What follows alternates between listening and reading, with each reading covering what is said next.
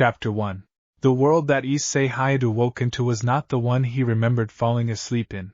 He knew this the moment he opened his eyes and found the ceiling of his room replaced by a canopy of dark stone, veined with faint red light that pulsed like something breathing.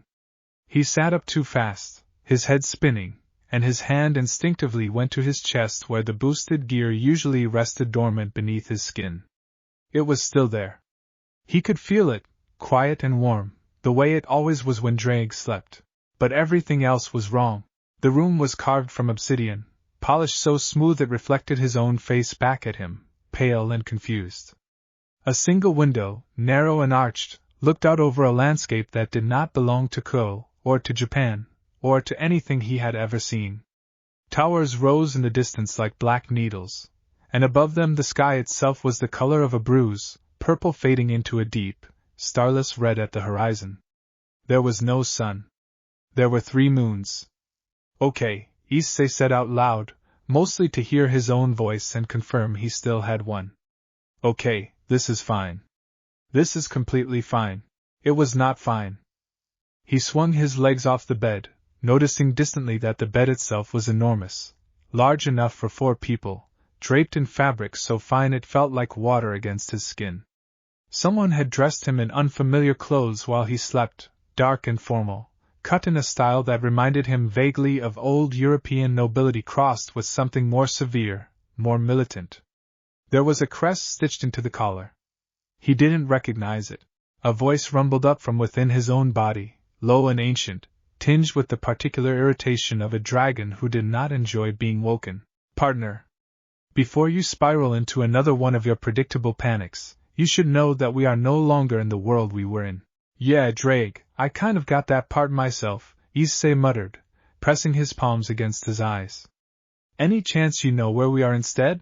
None. I have been asleep as long as you have. But I can tell you this much.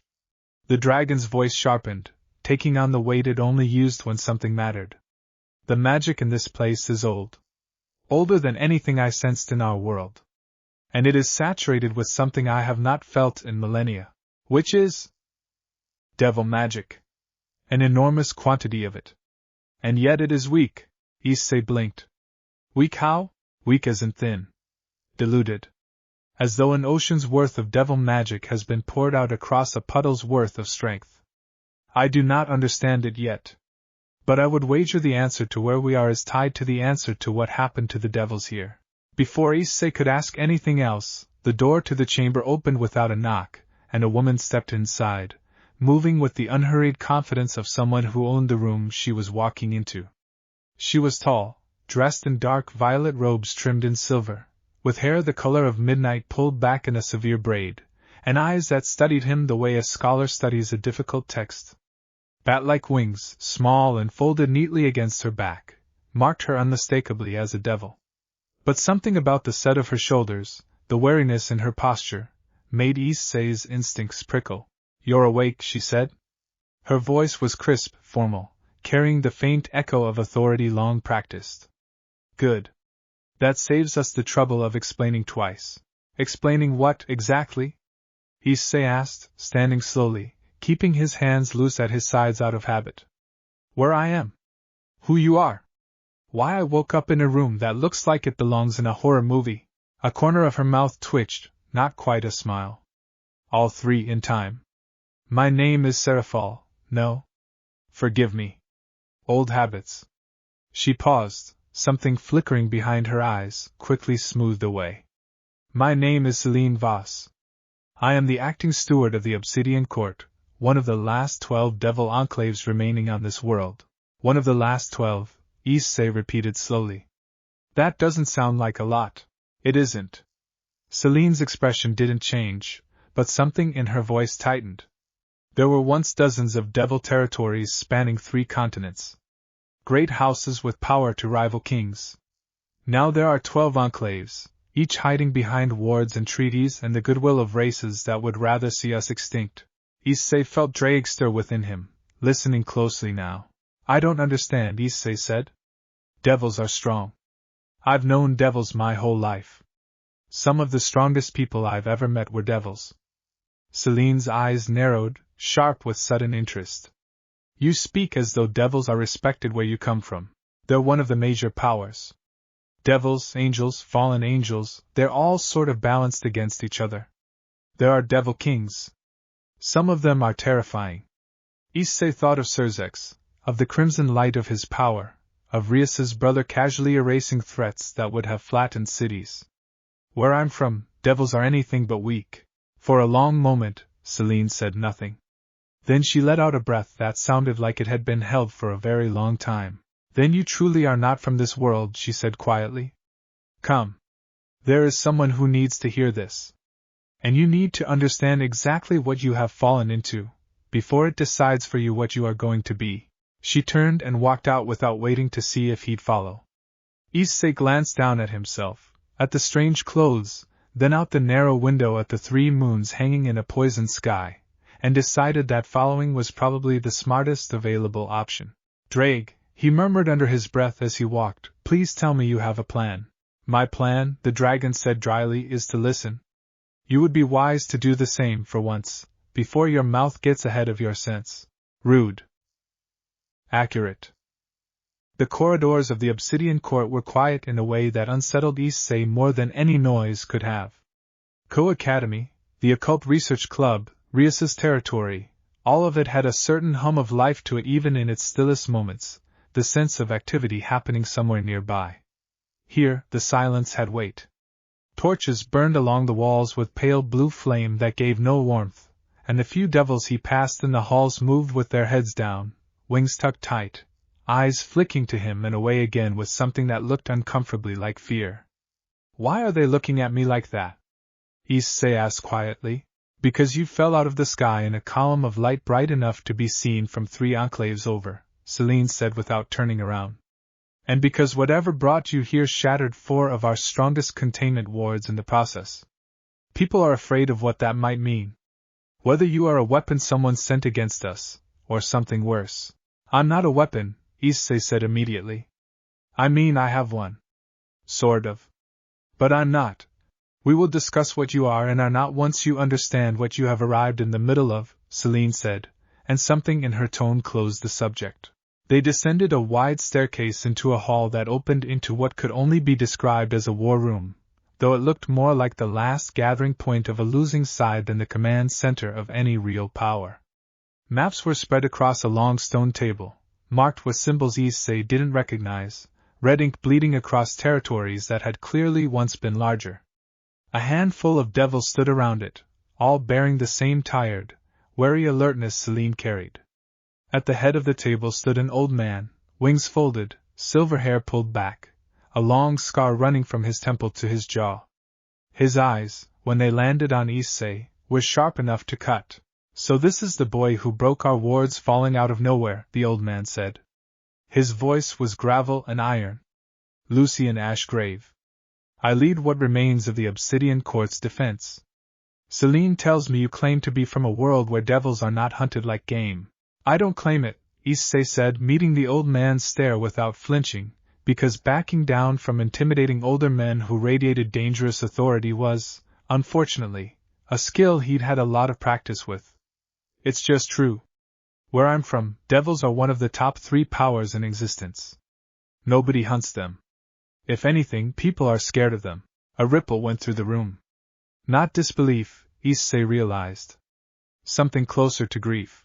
Must be a nice world, muttered a younger devil near the back, arms crossed, bitterness sharp in his voice. Cade, Lucian said, a warning in the single syllable, and the younger devil fell silent, though his jaw stayed tight. Someone want to explain to me what's actually going on here? Issei asked. Because I've been awake for maybe 10 minutes and all I've gotten so far is that devils are the weakest race and everyone's terrified of me. I'd like a little more than that before I decide what to do about it. Lucian studied him for a long moment, then gestured toward the map. Come here then. I will give you the short version, because the long version is a history soaked in enough blood to fill an ocean, and we do not have time to drown you in it before deciding what use you might be. Issei approached the table, and Celine fell in beside him, close enough that he understood she was there to watch him as much as to assist him. Long ago, Lucian began, devils on this world were exactly what you describe. A great power. perhaps the great power. We warred with the angels and the fallen in a conflict so vast it reshaped continents. And we won. Not evenly, not without cost, but we won, and in victory, we grew arrogant. That tracks, Drake murmured privately, only for Issei to hear. Pride is the oldest trap there is. There was a ritual, Lucian continued, performed by the highest members of the 72 Pillars, a working meant to bind the power of angels and fallen both into the bloodline of devils forever, to ensure our supremacy could never again be challenged. It was meant to be the final victory. Instead, it shattered something fundamental in the magic that gives devils our strength. The ritual failed catastrophically, and the backlash did not just fail to steal power from our enemies. It stripped power from us. All of us. Every devil born after that day, and eventually every devil who lived through it, inherited a fraction, a shadow, of what our race once commanded. How long ago was this? Issei asked. 300 years, Celine said quietly. Long enough that no living devil remembers what we once were except through old texts and older grief. Long enough for every other race on this world to remember exactly what we did to them during the war, and to realize that the ones who beat them into submission can no longer defend themselves. So everyone came for revenge, Issei said slowly, understanding settling over him like a weight. Everyone came for revenge, Lucian confirmed. Angels. Fallen. Yukai. The dragon clans. Even the humans who once feared us learned to hunt us instead. 300 years of attrition. What was once an empire spanning 3 continents is now 12 enclaves clinging to the margins of the world, hiding behind wards that grow weaker every year, negotiating survival one desperate treaty at a time. His scarred jaw tightened. We are not a power anymore, boy. We are prey. And prey that remembers what it was like to be a predator makes for a particularly bitter kind of survivor. The room was silent. Issei looked around at the tired, wary faces, at the maps marked with territory after territory bleeding away in red ink, and felt something twist uncomfortably in his chest. He thought of Rias, fierce and proud, commanding her peerage with easy confidence. He thought of Surzex, casually powerful enough to end wars by simply existing. He tried to imagine that world with all its strength scraped away, its people hunted through the margins of existence, and found the image sat wrong in his stomach, heavy and sour. Why are you telling me all this? He asked finally. You don't know me. For all you know, I could be exactly the kind of threat you're worried about. Because, Lucian said, you fell out of a sky that does not belong to this world, wearing a sacred gear that even I, in all my years, have never sensed the like of, and because whatever power tore its way into our territory when you arrived was strong enough that for one moment, every hunting party currently converging on our enclave hesitated.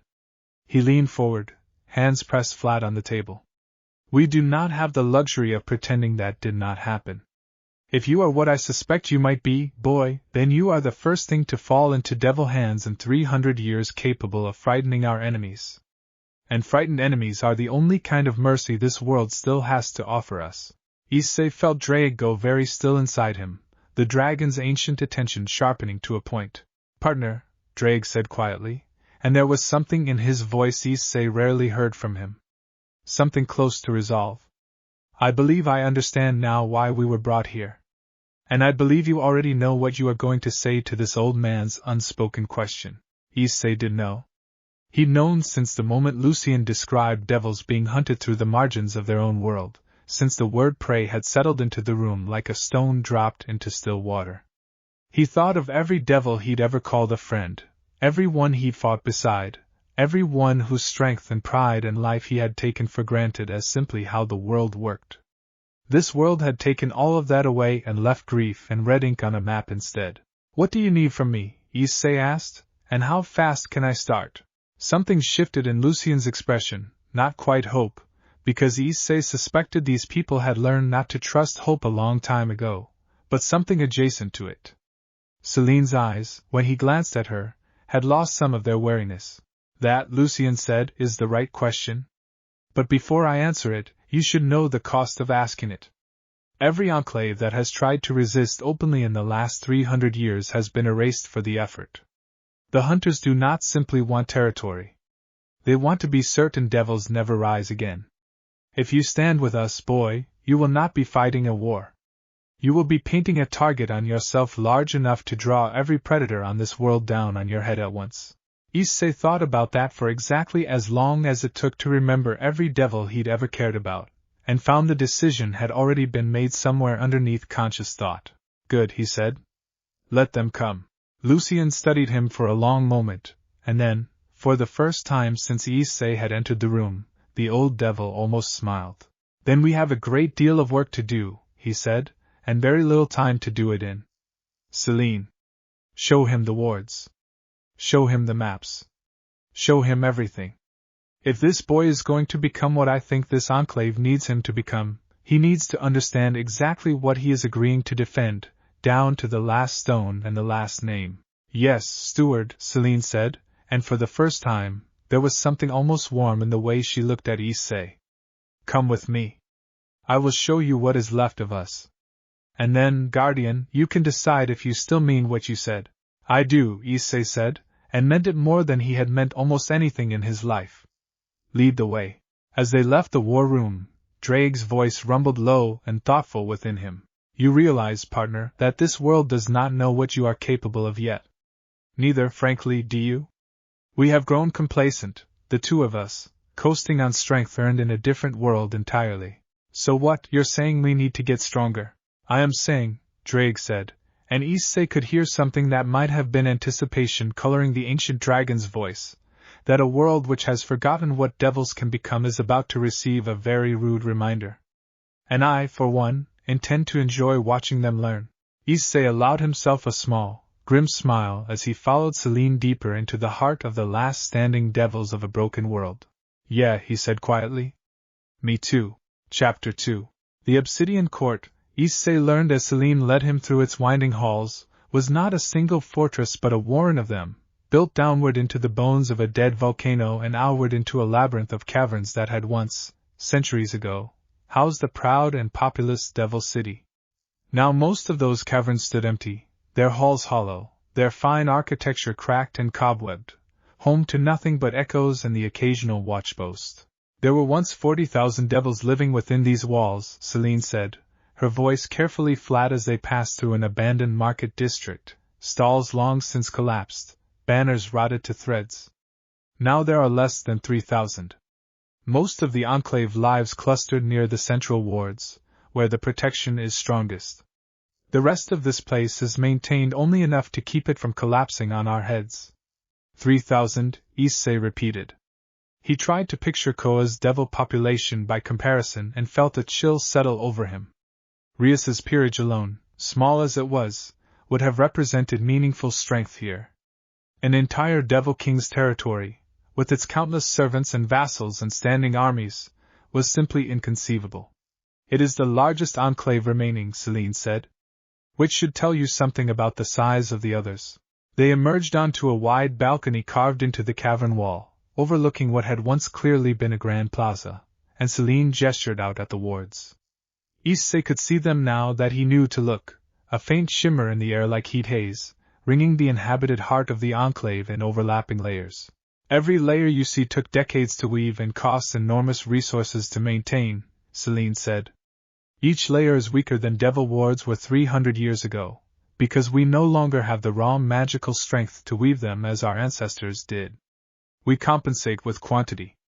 Layer upon layer, redundancy upon redundancy, so that if the hunters break through one, 3 more remain.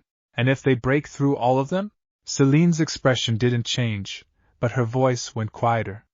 Then the enclave falls, and everyone inside it dies or is scattered, and we start again somewhere else, smaller than before. It has happened 6 times in 300 years. 6 enclaves gone? We are running out of somewhere else. Issei stared out at the shimmering wards, at the empty ruins beyond them, and felt Drake's presence pulse quietly within his chest, listening, cataloging, weighing. Who are the hunters? Issei asked. You keep saying the word like it means something specific. It does. Celine turned to face him fully now, arms crossed, wings settling. After the ritual failed, every race that devils had once subjugated or fought during the war formed loose alliances dedicated to one purpose: making certain we never rose again. Angels lead the largest coalition, calling themselves the choir, operating with the sanction of heaven itself, convinced that finishing what the failed ritual started is a holy obligation. Fallen angels, ironically, hate devils even more than the angels do, and hunt independently in smaller, more vicious bands they call Talon cells. The Yukai clans mostly keep to their own territories but will join hunts when devil enclaves grow bold enough to threaten their borders. And the dragon clans. She paused. The dragon clans mostly stay out of it. Old grudges, older pride. But when a devil enclave does something foolish enough to draw their attention, they do not forgive easily. That's a lot of enemies, Issei said quietly. That is every enemy, Celine corrected. There is no neutral party left on this world where devils are concerned. Humanity mostly does not know we still exist, and the few human factions that do treat encountering a devil as a rumor at best, a myth at worst. We survive by being small, and quiet, and beneath notice. It is not survival so much as it is a very long, very patient dying. Drake's voice rumbled softly within Issei's mind. This is worse than I anticipated, partner. An entire world's worth of grudges, all aimed at a single, dwindling target. Can we fix it? Issei murmured back, low enough that Celine wouldn't catch the words as speech directed at anyone but himself. I do not know, Drake admitted, which from a dragon prone to sweeping declarations of confidence, unsettled Issei more than any admission of certain doom could have. But I know that we are going to try, because I have watched you refuse to accept smaller impossibilities than this one before, and I have learned not to bet against your stubbornness. Celine was watching him with an expression Issei couldn't quite place, somewhere between curiosity and cautious hope. You go quiet like that often? She asked. Talking to something only you can hear? My partner has opinions, Issei said. A lot of them.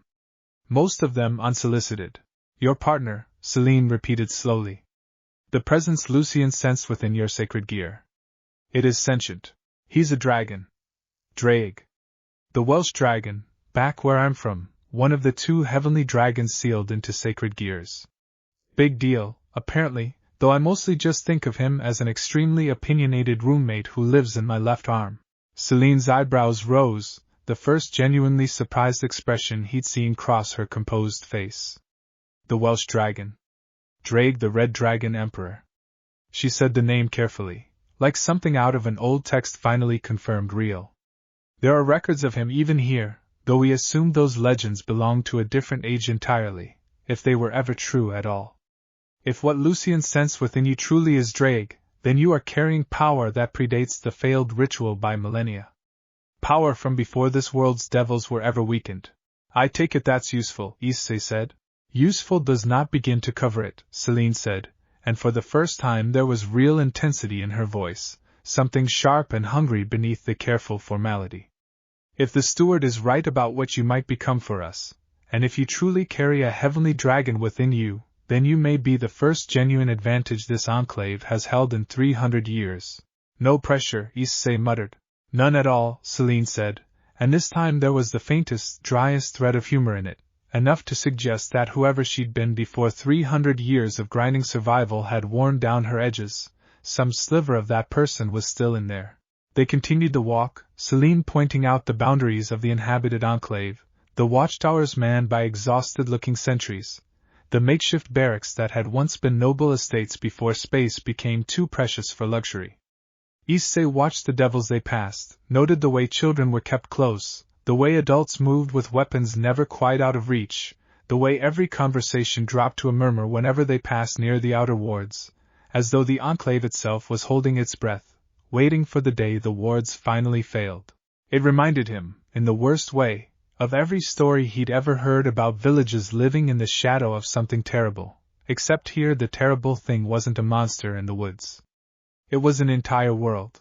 How long until the hunters that were converging when I arrived actually get here? Issei asked. Celine's jaw tightened. That is what the steward is currently trying to determine. Your arrival caused enough of a disturbance that several hunting parties in the region will have noticed. Whether they investigate immediately or wait to gather more information before committing forces, we cannot say. But I would not expect more than a few days of quiet before someone comes to see what broke 4 of our outer wards without warning. A few days, Issei repeated. He thought about that, about the weight of what Lucien had asked of him, about the size of the task in front of him against the smallness of the time he had to prepare for it. Drake. How fast can we actually get stronger? Realistically, Drake said, faster than you think, if you are willing to work the way you worked when Vela first humiliated you into taking your training seriously.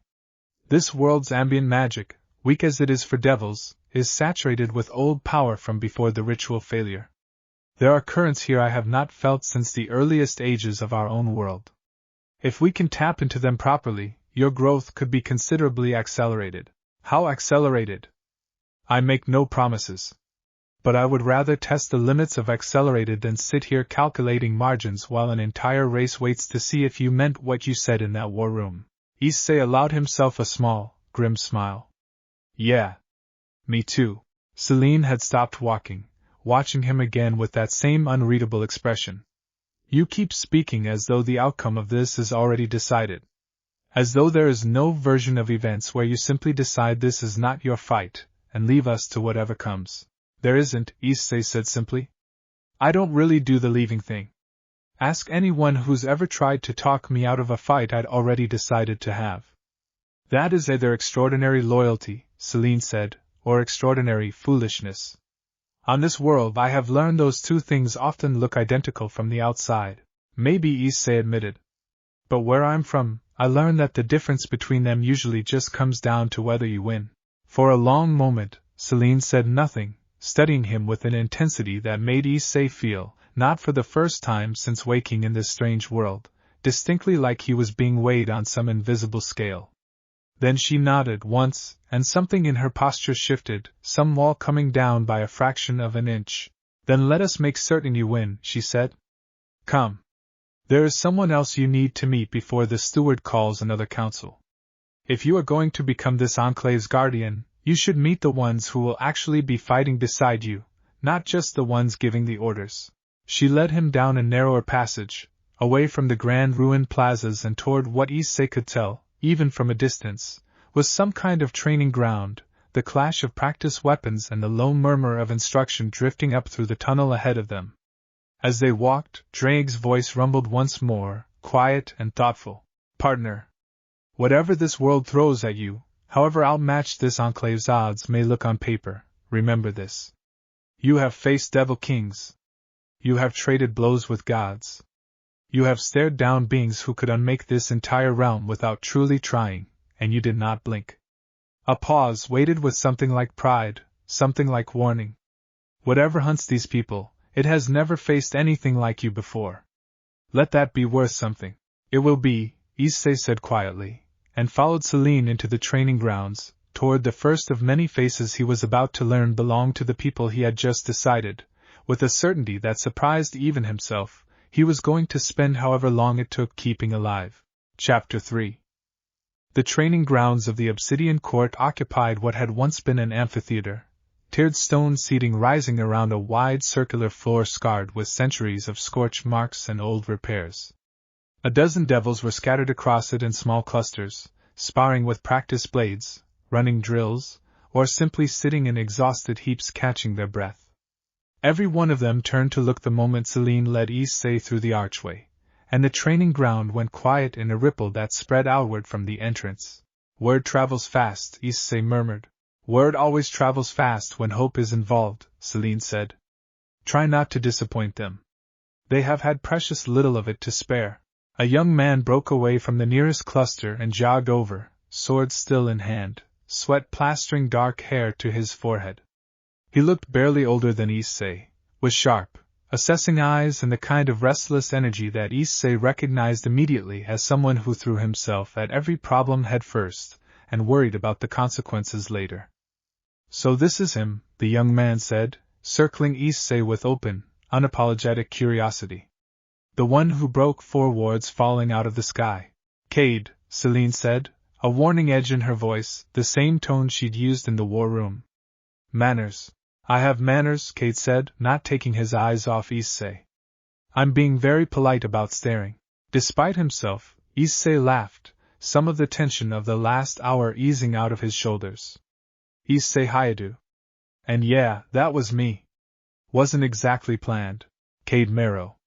He extended a hand, and Issei shook it, noting the calluses, the strength in the grip, the kind that came from actual use rather than show. Third-generation devil.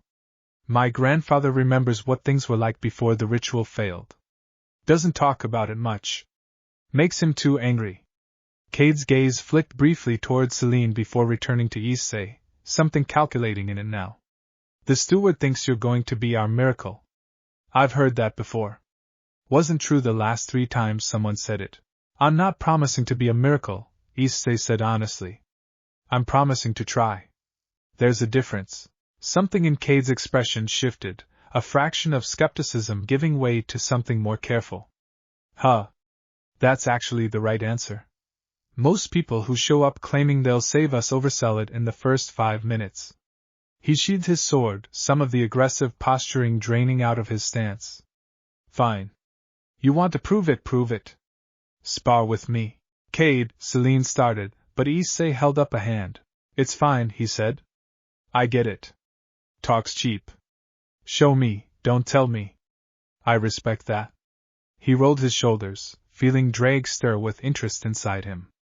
Rules? No magic beyond basic reinforcement, Cade said, already backing toward the center of the ring, drawing his practice blade again. First one knocked down or forced to yield loses. I've been training since I could walk. Fair warning. Noted, Issei said, stepping into the ring after him, aware of the growing crowd of devils gathering along the tiered seats, murmurs rising, the weight of dozens of hopeful, skeptical eyes settling onto him. Partner, Drake said quietly, this would be an excellent moment to demonstrate that whatever this world believes devils have become, you are not measured by their diminished standard. Yeah, Issei murmured back. I got it. Cade moved first, faster than Issei had expected from someone who'd spent the entire walk over projecting careless bravado. The practice blade came in low, testing, and Issei sidestepped it with the ease of someone who had sparred against far worse than a testing strike, catching Cade's wrist on the follow-through and redirecting the momentum past him. Cade recovered quickly, spinning out of the hold, respect flickering openly across his face now. Okay, Cade said, resetting his stance. That wasn't luck. Nope, Issei agreed, and let Cade come at him again. What followed was less a fight than a conversation conducted in movement, Cade probing with increasing intensity, testing speed and reflex and technique, and Issei answering each question with the calm, practiced ease of someone who had trained under monsters and gods and lived to fight another day. He didn't use Drake's power, didn't need to, simply matched Cade's growing intensity with the kind of unhurried confidence that came from having faced opponents who could have ended the fight in a single unguarded moment. The devils in the stands had gone quiet, watching, the murmurs replaced by the sharp intake of breath every time Issei slipped past a strike that should have connected. Finally, on a decisive exchange, Issei caught Cade's blade against his forearm, twisted, and swept the younger devil's legs out from under him in one smooth motion. Cade hit the ground hard, practice blade skittering away, and lay there for a moment, staring up at the bruised sky visible through the amphitheater's open roof, breathing hard. Yield? Issei asked, offering a hand down. Cade stared at the offered hand for a moment, then laughed, short and surprised, and took it, letting Issei pull him up. Yield, he said. That's the fastest anyone's put me down in 2 years. He rubbed the back of his neck, something like genuine respect settling into his expression now, replacing the earlier skepticism entirely. And you weren't even using whatever that sacred gear of yours does. I felt it. There's something enormous sitting right under the surface of you, and you didn't even touch it. Didn't need to, Issei said. You're good. Really good, actually. I wasn't holding back because I didn't respect you enough to try. I was holding back because I didn't want to hurt you on our first meeting. Cade studied him for a long moment, and something settled behind his eyes, some decision reached. Celine, he called out, not looking away from Issei. Tell the steward he can stop worrying about whether this one's the real thing. I don't know what he's going to become for us. But whatever it is, I want to be standing next to him when it happens. A ripple went through the crowd at that, murmurs shifting from wary to something warmer, something that Issei, even without fully understanding the weight of 300 years of grief behind it, could recognize as the first tentative shoot of hope pushing up through very hard, very tired ground. Careful, Issei said, mostly to himself, mostly to Drake. Don't want to promise more than I can deliver. You have never once, in all our years together, delivered less than you promised, Drake said, and there was no teasing in it now, only the steady, ancient certainty of a partner who had watched him grow from a boy obsessed with something shallow into someone capable of shouldering weights like this one without flinching. Do not doubt yourself now, of all moments.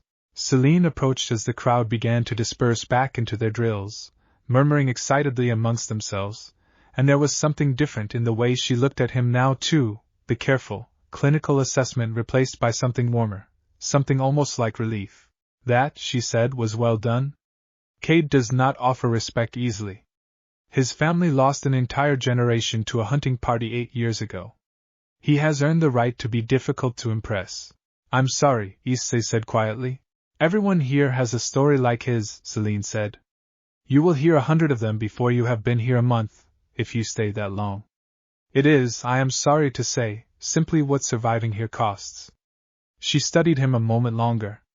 The steward wants to convene a full council at dusk to discuss what comes next, including what training regimen might actually accelerate your strength before the hunters that notice your arrival decide to investigate. Until then, you should eat, and rest, and let the Enclave begin to believe that what happened here today was not simply a fluke. I don't really do resting well, Issei admitted. Not when there's this much to do.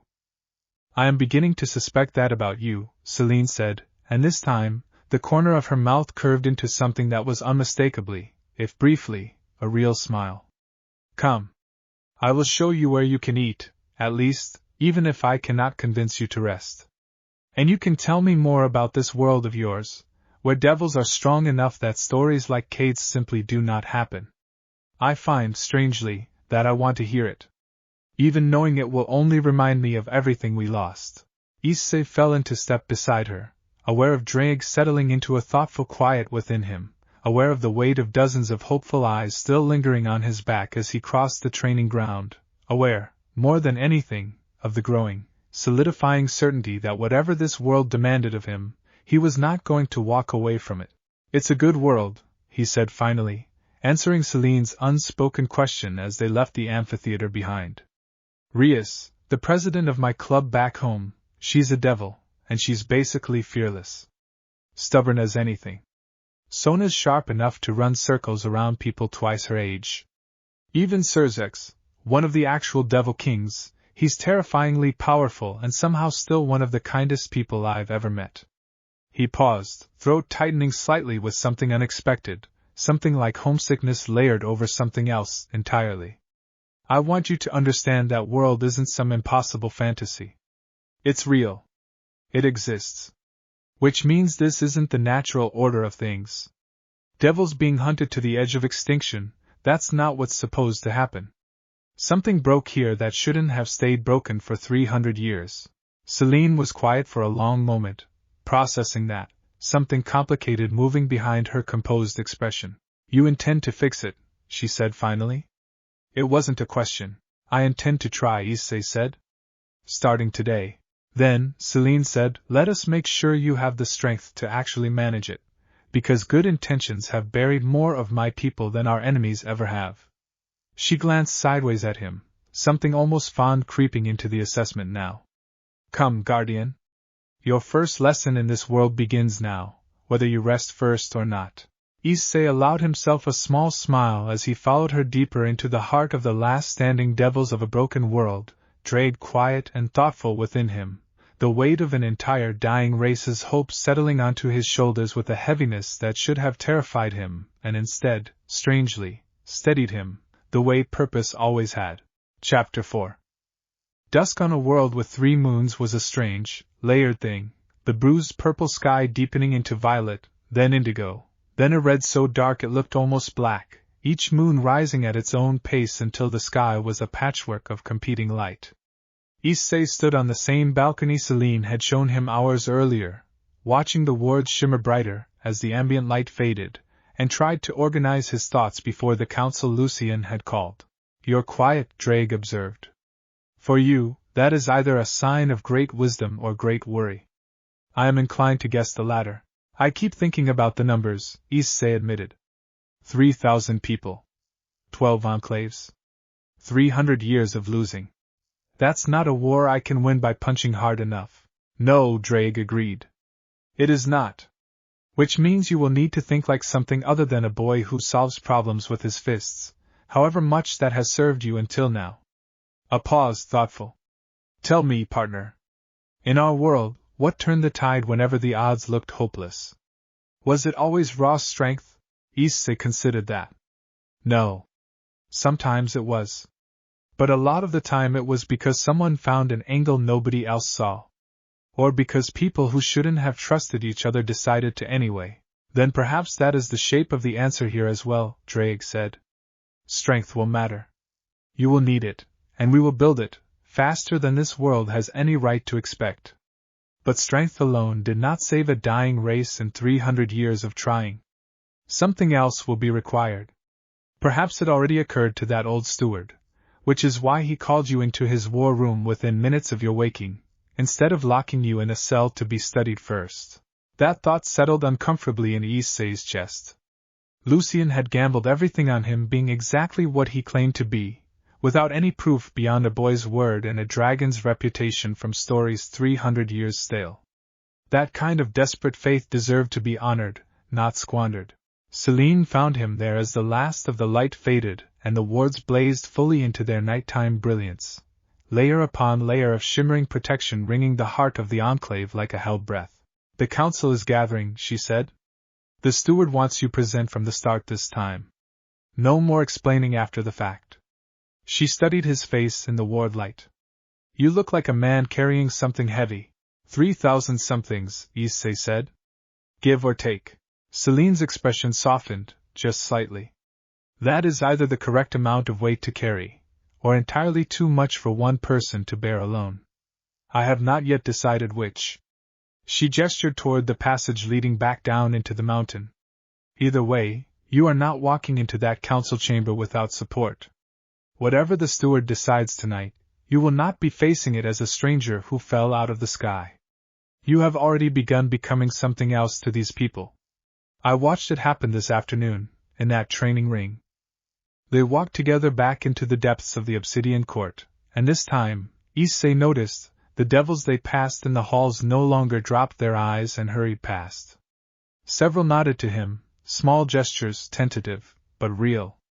Word of the sparring match had clearly traveled through the enclave in the hours since, carried on the same current of desperate hope Celine had warned him about. The war room was fuller this time than it had been that morning. A dozen more devils crowded around the long map table, Lucien standing at its head with the same iron composure, though something in his posture had shifted, some tension eased by whatever reports had reached him in the intervening hours. Kate stood near the front now, no longer at the back with his arms crossed in skepticism, and offered Issei a short nod as he entered. Guardian, Lucien said, and Issei noted the title had solidified into something used without irony now, no longer a hypothetical role but a settled fact. We have gathered fresh reports. I will not soften them for you. You should hear the truth of what you have chosen to stand against. Go ahead, Issei said. Lucien gestured to a younger devil at the edge of the table, who unrolled a fresh map, this one marked with new symbols in urgent red. 3 separate hunting parties have altered course toward this enclave in the hours since your arrival. 2 are choir patrols, angel forces operating under heaven's sanction, moving to investigate the ward disturbance directly. The 3rd is a Talon cell, fallen angels operating independently, and Talon cells are considerably less interested in investigation than they are in extermination. His scarred jaw tightened. Best estimates put the nearest choir patrol at 4 days out. The Talon cell, moving faster and less carefully at 6. We have some time. Not much. 4 days, Issei repeated, feeling the weight of that number settle into his stomach. 4 days to prepare, 4 days to strengthen what wards we can, and 4 days for you to become whatever this enclave needs you to be when that patrol arrives, Lucien said. I will not lie to you and tell you that is sufficient time. But it is the time we have, and I have learned, across 300 years of losing slowly, that complaining about the time available accomplishes nothing except wasting more of it. Then let's not waste it, Issei said. Drake thinks the magic in this world might let us accelerate my training faster than normal. What resources do you have? Training grounds, texts, anything that might help me understand how devil magic works here specifically, since apparently it's different from what I'm used to. A murmur went through the gathered devils, something like surprised approval at the directness of the question. Lucien's expression, unreadable as it had been all day, shifted into something that might, on a less severe face, have been called satisfaction. We have what remains of the Obsidian Court's library, he said. Diminished from what it once was, but still the largest collection of devil magical theory left on this world. We have training grounds, sparring partners, and every scrap of knowledge this enclave has scraped together across 3 centuries of desperate survival. What we do not have is time to waste on theory when practice will teach faster. Celine, steward, you will oversee his training directly. You were, before the ritual failure destroyed most of what our bloodline could have become, considered one of the more promising war mages this enclave has produced in a generation. If anyone here can help him understand the shape of devil magic as it exists now, and as it might have existed before, it is you. Celine straightened, something serious and determined settling over her features. Understood, steward. Cade, Lucien continued, you will handle combat conditioning. Whatever raw magical strength the Guardian develops, it will mean little if he cannot apply it under real pressure. You saw this afternoon that he has skill. Sharpen it further. Push him harder than you pushed yourself today. Cade grinned, sharp and eager. Gladly. The rest of you, Lucien said, addressing the wider council now, will begin fortifying every layer of ward we currently maintain, and preparing contingencies should the worst come before we are ready for it. I want every able body contributing to our defense within the hour. We have 4 days. We will not waste a single one of them. The council dispersed into a flurry of purposeful motion, orders given and received, the war room emptying out into a dozen different directions of urgent preparation. Issei remained where he was for a moment, watching it happen, feeling something settle into place inside his chest, some sense of purpose sharpening into focus the way it always did right before a fight he'd already decided he couldn't afford to lose. 4 days, he murmured, mostly to Drake. 4 days, Drake agreed. It has been longer since we trained properly, partner. I confess, some part of me has missed it. There is a particular satisfaction in growing stronger for a reason that actually matters, rather than simply because pride demanded it. You think we can actually be ready in time? I think Drake said that this world is about to learn precisely why the other heavenly dragon and I earn the names we carry. And I think you are about to remember precisely why every enemy who ever underestimated you lived just long enough to regret it. A pause, warmer now, something almost like affection beneath the ancient dragon's usual gruffness. Rest tonight, partner, because tomorrow, we begin in earnest, and I intend to make certain that when that choir patrol arrives in 4 days, they find something standing between them and this enclave that this broken world has never once had reason to fear before. Celine approached as the room emptied, offering him a small, tired smile that nonetheless carried more warmth than anything she'd shown him since he'd woken in this strange, bruised sky world. Come, Guardian, she said. Let me show you the library, at least, before you insist on skipping rest entirely. If we are going to rebuild 300 years of lost strength in 4 days, we may as well begin tonight. Issei fell into step beside her, the weight of the coming days settling onto his shoulders, heavy and real and, strangely, exactly the kind of weight he had spent his whole strange, unlikely life learning how to carry. Lead the way, he said, and meant it. Outside, beyond the shimmering layers of the Obsidian Court's wards, in the deepening dark beneath 3 competing moons, something vast and holy and utterly convinced of its own righteousness was already turning its slow, patient attention toward the enclave that had, for the first time in 300 years, just found a reason to stop merely surviving and start, however cautiously, hoping again. It would take more than 4 days to find out whether that hope was justified. But 4 days was, at least, a beginning. And Issei Hyoudou had never once, in any world, in any lifetime, been the kind of person who wasted a beginning once it had been given to him. Chapter 5. The library of the Obsidian Court occupied 3 interconnected caverns deep beneath the training grounds, shelves carved directly into the stone rising 3 stories high, connected by narrow spiral staircases and walkways that creaked faintly underfoot. Most of the shelves stood half empty, gaps where books had clearly been lost, burned, or simply crumbled to dust across 3 centuries of neglect and desperate survival. But what remained was still staggering in scope, and Issei found himself slowing as he took it in, the sheer accumulated weight of a civilization's memory pressed into every surface. It used to fill 6 caverns, Celine said, watching him take it in. This is what survived when the Third Enclave fell 40 years ago, and the survivors carried what they could hear. We lost more knowledge in that single collapse than in the previous century combined. How do you decide what to save when something like that happens? Issei asked quietly. You don't, Celine said. You grab what's closest and you run, and you spend years afterward grieving everything you didn't have hands enough to carry. She said it without visible emotion, the flat, practiced delivery of someone who had told this story, or one like it, too many times to let it show on her face anymore. Come. This section holds what remains of our theoretical texts on devil magic, from before and after the failure. It is not organized as well as it should be. We have not had the luxury of proper archivists in decades. She led him to a long table near the center of the largest cavern, already stacked with a handful of thick, leather-bound volumes that someone, presumably at Lucien's instruction, had pulled in advance. Celine took a seat across from him and drew the topmost volume close, flipping through pages of dense, elegant script that Issei couldn't read at all. This is written in Old Abyssal, she said, noting his expression. The formal language of devil magical theory before the failure. Most of our people cannot read it fluently anymore. I can, mostly, though it is slow going. Let me summarize what matters. She traced a finger down the page, translating as she went. Devil magic, as it existed before the ritual failure, drew from what the old texts call the deep current, an internal wellspring of demonic energy tied directly to bloodline and lineage. The stronger the bloodline, the deeper the current, the more power available to draw from.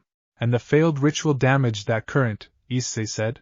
Damaged is a generous word. It severed most of it. What remains is closer to a trickle where there was once a river. Every devil born since draws from that same diminished trickle, regardless of how strong their bloodline theoretically should be. Celine turned another page. This is why raw power alone has never been a viable strategy for us since the failure. There simply is not enough of it left to work with, no matter how talented or determined an individual devil might be. So how does that help me? Issei asked. I'm not drawing from a devil bloodline. Whatever's inside me is a sacred gear, and drag, and neither of those come from this world's broken current at all. Celine looked up at him, something sharpening in her expression. Precisely. Whatever damaged our bloodline 300 years ago has no claim on you. You are not drawing from a trickle. If the old texts are accurate about how the deep current functioned before the failure, and if your sacred gear draws power the way I suspect it does, you may have access to something this world has not seen functioning at full strength in 3 centuries. Drag, Issei murmured, you catching this? I am, the dragon rumbled, and there was real interest in his voice now, sharp and focused. Ask her what she knows about how the current interacted with external power sources, before the failure. If devils here once drew strength from bonds, from pacts, the way devils in our world form contracts and peerages, that could matter enormously. Issei relayed the question, and Celine's brow furrowed as she flipped further into the volume, scanning several pages before finding what she was looking for. Peerage bonds, she said slowly, reading. Yes. Before the failure, devils of sufficient standing could form what the old texts call blood contracts, formal bonds with other beings that allowed shared access to magical strength, each party strengthening the other through the bond itself. It is described here as one of the primary methods by which the old devil lords built their power beyond what bloodline alone could provide. She looked up. We do not use this anymore. After the failure, the current grew too thin to spare on anyone but the bonded devil themselves. Forming a blood contract now would be considered wasteful, even foolish, given how little most devils have to share in the first place.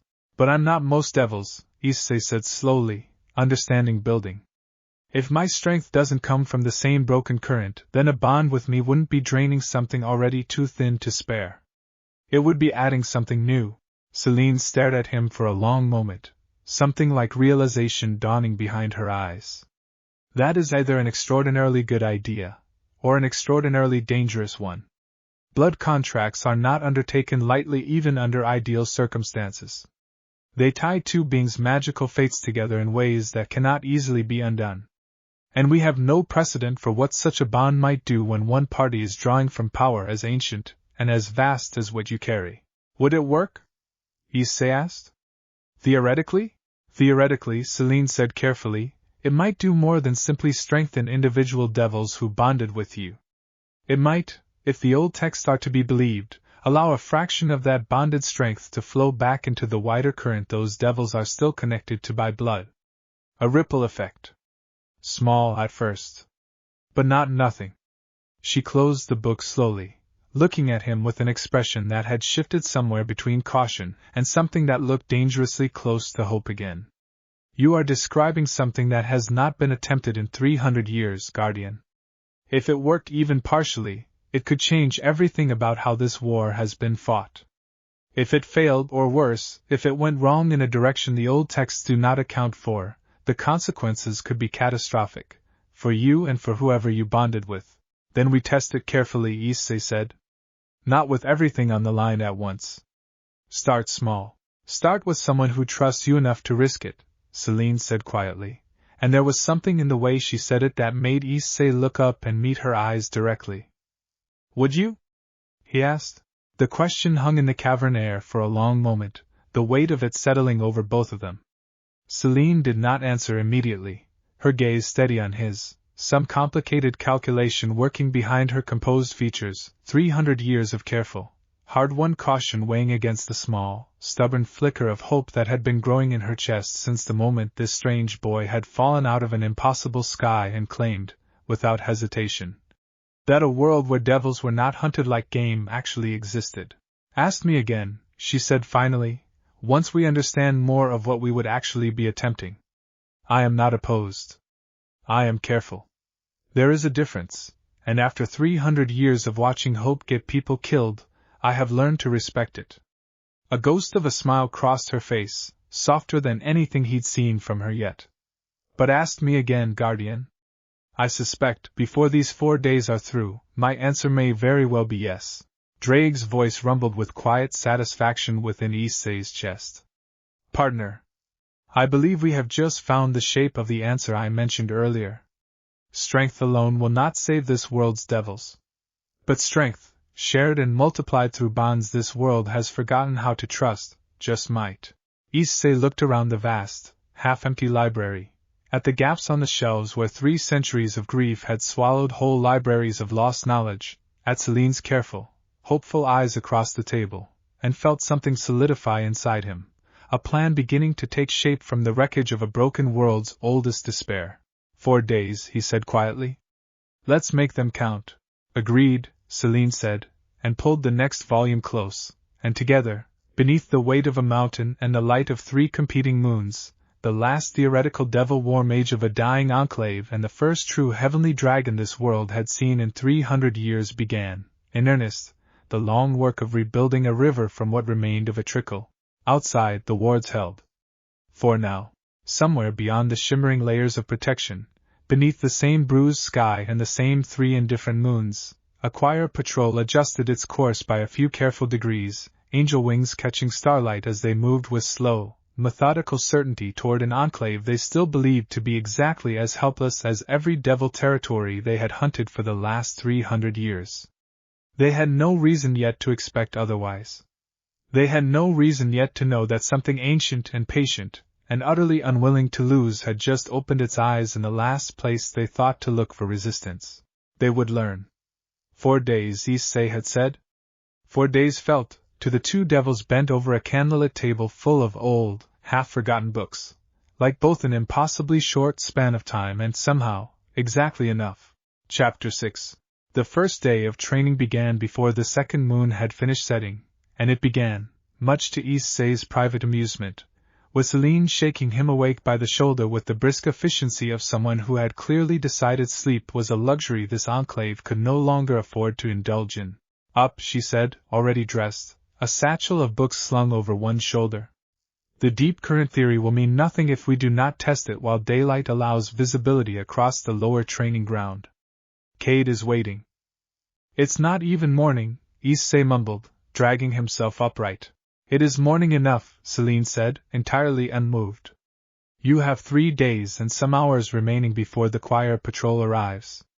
I do not intend to waste any of them on your preference for later starts. Drake's voice rumbled with something suspiciously close to amusement. I find myself liking her already, partner. Traitor, Issei muttered, but he got up anyway.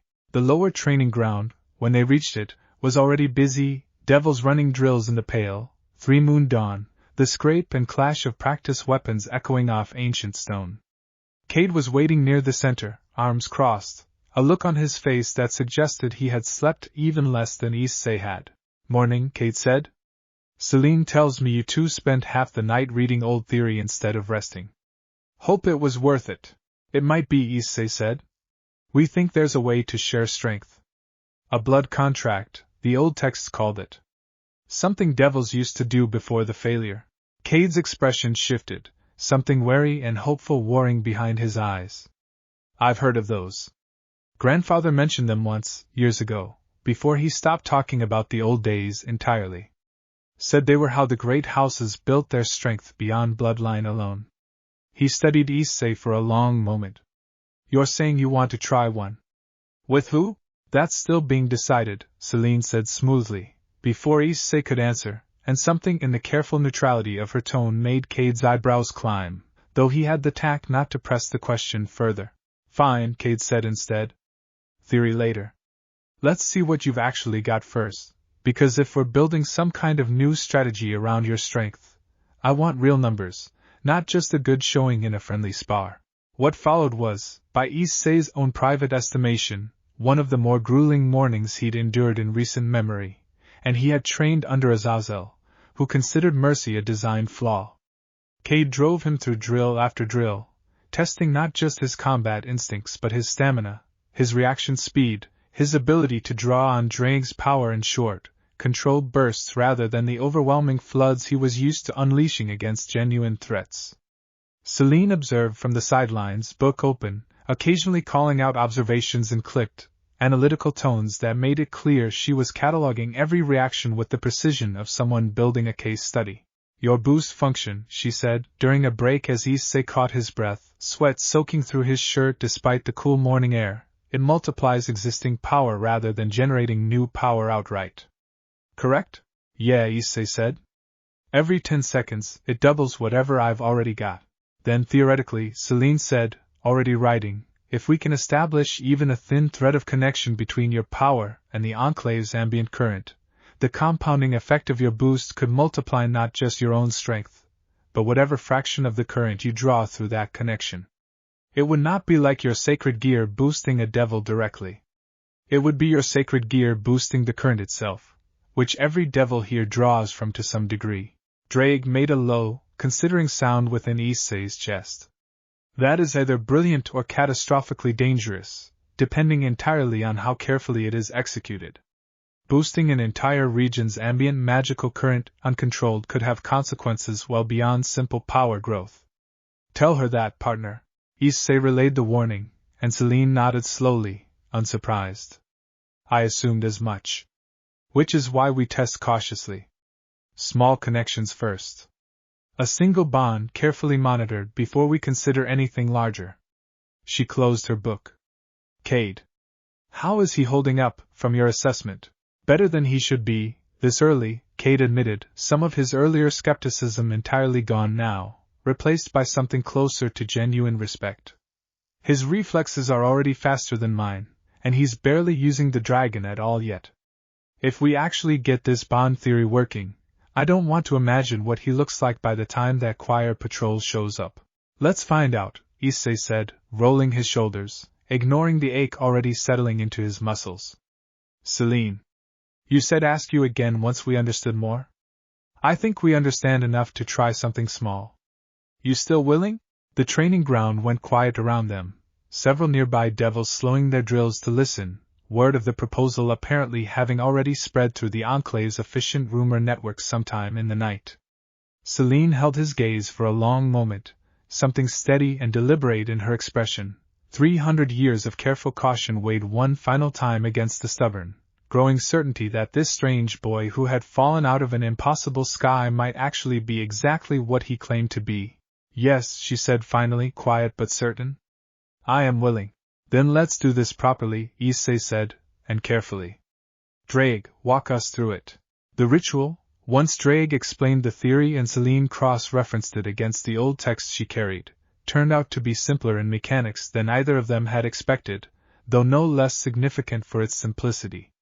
It required only a shared exchange of magical signature, a deliberate opening of will on both sides, and a kind of trust that could not be faked or forced. Celine knelt across from Issei in the center of the training ground, the gathered devils forming a loose, watchful circle around them, and extended her hand. However this changes things, she said, I want you to understand that I am choosing this. Not because the steward ordered it. Not because this enclave is desperate enough to gamble on anything. Because I have watched you for one day, and something in me believes you are worth the risk. A small, wry twist of her mouth. That is either the most reckless decision I have made in decades, or the wisest. Ask me again in an hour. I'll take either answer, Issei said, and took her offered hand. What happened next was not painful, though it was strange in a way Issei struggled to describe even to himself afterward, a sensation like a door opening somewhere deep inside his chest, warmth flooding outward through the connection formed between his palm and Celine's, Drake's ancient power reaching through that new, fragile thread and touching, for the first time in 300 years, the thin, diminished current running beneath the devil's diminished bloodline. Celine gasped, her grip tightening on his hand, eyes going wide, and for a moment, something flickered around her, faint and golden, an echo of power that the training ground's assembled devils clearly recognized even before they understood what they were seeing, because a ripple of astonished murmurs spread outward through the crowd. Her wings, someone breathed. Look at her wings. Celine's wings, which had been folded neatly against her back all morning, small and unremarkable in the way every devil's wings in this diminished world had become, were larger now, the membrane darker, more solid, edged faintly with the same golden light that had flickered briefly around her. She flexed them experimentally, staring at the change with an expression somewhere between disbelief and something that looked, unmistakably, like the beginning of tears. I felt that, she said, voice unsteady in a way Issei hadn't heard from her yet. For one moment, I felt the current the way the old texts describe it. Not a trickle. A river. She looked at Issei, something raw and overwhelmed breaking through her careful composure for the first time since he'd met her. It worked. It worked, Issei confirmed, feeling the faint, warm pull of the new bond settled somewhere in his chest alongside Drake's steady presence. A small but undeniable connection now anchoring him to this world in a way he hadn't been anchored an hour before. Drake's voice rumbled with quiet, deep satisfaction. Partner, I believe we have just found the beginning of your answer. Imagine what becomes possible when this is not one bond, but dozens. Hundreds. An entire enclave's current, restored not by fixing what broke 300 years ago, but by building something new around it entirely. Around them, the assembled devils had gone from murmuring to something closer to stunned, reverent silence, watching Celine flex wings that had grown visibly stronger in the space of a single ritual, watching the boy who had fallen out of an impossible sky prove, in front of all of them, that whatever hope had been quietly kindling in this dying enclave since his arrival was not simply wishful thinking. Cade broke the silence first, a slow grin spreading across his face. Okay, he said. Okay. Now I actually believe the steward. Sign me up next. Laughter rippled through the crowd, tension breaking into something warmer, and Issei, still catching his breath from the strange, overwhelming intimacy of the bonding ritual, found himself smiling despite the exhaustion already dragging at his limbs. One bond at a time, Celine said, though there was no real reprimand in it, only a kind of dazed wonder still coloring her voice as she turned her newly strengthened wings, watching golden light ripple faintly along their edges. We need to understand the limits of this before we consider expanding it. But Cade. She looked at him, something warm and hopeful in her expression now. Yes. Soon. 3 days, Issei reminded them all, though even he could hear the change in his own voice, the exhaustion of the morning's training giving way to something sharper, more purposeful. 3 days until that patrol arrives. Let's make every hour of them count. Chapter 7. By the second day, word of what had happened in the training ground had spread through every corner of the obsidian court, and Issei woke to find a line of devils already gathering outside the guest chamber Celine had assigned him, waiting with a patience that spoke of people long practiced in waiting for things that rarely came. They want to volunteer, Celine explained, when he found her sorting through the growing crowd with a clipboard she had apparently conjured from somewhere, her expression a careful mixture of professional focus and something warmer underneath. For the bonding. Word travels fast when it means hope, guardian, and faster still when that hope has proved standing in a training ground for everyone to see. Issei looked out at the assembled devils, dozens of them now, families with children tucked close, elderly devils leaning on canes, young fighters like Cade with the restless energy of people who had spent their whole lives being told their strength would never be enough. The weight of all that hope settled over him, heavy and real. I can't bond with everyone at once, he said quietly. Drake, how many can we actually manage safely, this fast? Carefully, and with proper spacing between each ritual to monitor for adverse effects, Drake said, I would estimate no more than 3 to 5 today, if you intend to also continue your own training and remain functional for whatever the choir patrol brings when it arrives. Overextending the bonds too quickly risks weakening the connection's integrity. And we cannot afford failures this early, not when every devil watching is deciding whether to trust this at all. Issei relayed the assessment to Celine, who nodded, already moving through the crowd with brisk efficiency, selecting 5 volunteers with the practiced eye of someone triaging a crisis. Cade was among them, along with an older woman named Yara who had lost both her sons to a hunting party a decade past and fought since with a grim, unrelenting determination that Issei recognized immediately as something close to his own stubbornness. A younger devil named Petra, barely out of her teens, trembling with nervous excitement. 2 others, quieter, watchful, clearly still deciding whether to fully trust the boy who had fallen out of the sky 2 days prior. Each bonding, Issei found, differed slightly depending on the person, the strength of the connection shaped as much by the volunteer's own will and openness as by anything Issei or Drake contributed. Cade's bond came fast and fierce, matching his restless energy, his wings darkening and strengthening within moments, a grin splitting his face as he flexed newly capable muscles.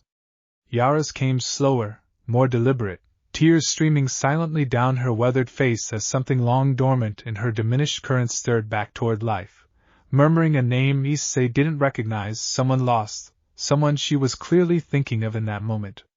Petra's came with nervous, giggling relief, the young devil laughing in disbelieving joy at wings that had, for the first time in her life, grown strong enough to actually lift her fully off the ground. By the time the 5th bond was complete, Issei was breathing hard, sweat soaking through his shirt again, a bone-deep exhaustion settling into him that even Drake's steady presence couldn't fully mask. That is enough for today, Drake said firmly, before Issei could even consider a 6th. You are not inexhaustible, partner, whatever your stubbornness insists otherwise. Rest, or risk weakening every bond you have already formed. Issei reluctantly agreed, watching the 5 newly bonded devils examine their strengthened forms with expressions ranging from disbelieving joy to quiet, overwhelmed gratitude, and felt something warm settle into his chest despite the exhaustion, a sense of purpose sharpening into something solid and real. This is working, Celine said quietly, coming to stand beside him as the small crowd dispersed, murmuring excitedly amongst themselves. 5 bonds, and already I can feel it, faintly, in the ambient current around the enclave. It is subtle. But it is there. A ripple, just as the old texts predicted. How long until it's more than a ripple? Issei asked. I do not know, Celine admitted. The old texts describe blood contracts between individual devils and powerful patrons, not this kind of widespread, deliberate strengthening of an entire enclave's current. We are, in every sense that matters, writing new theory as we go.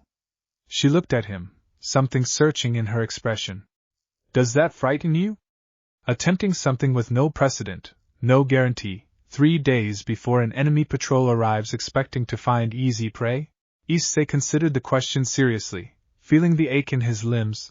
The warm pull of 5 new bonds settled alongside Drake's steady presence in his chest, the memory of Yara's tears and Petra's disbelieving laughter, and Cade's fierce, grateful grin. A little, he admitted. But I've learned that the things worth doing usually come with that feeling attached.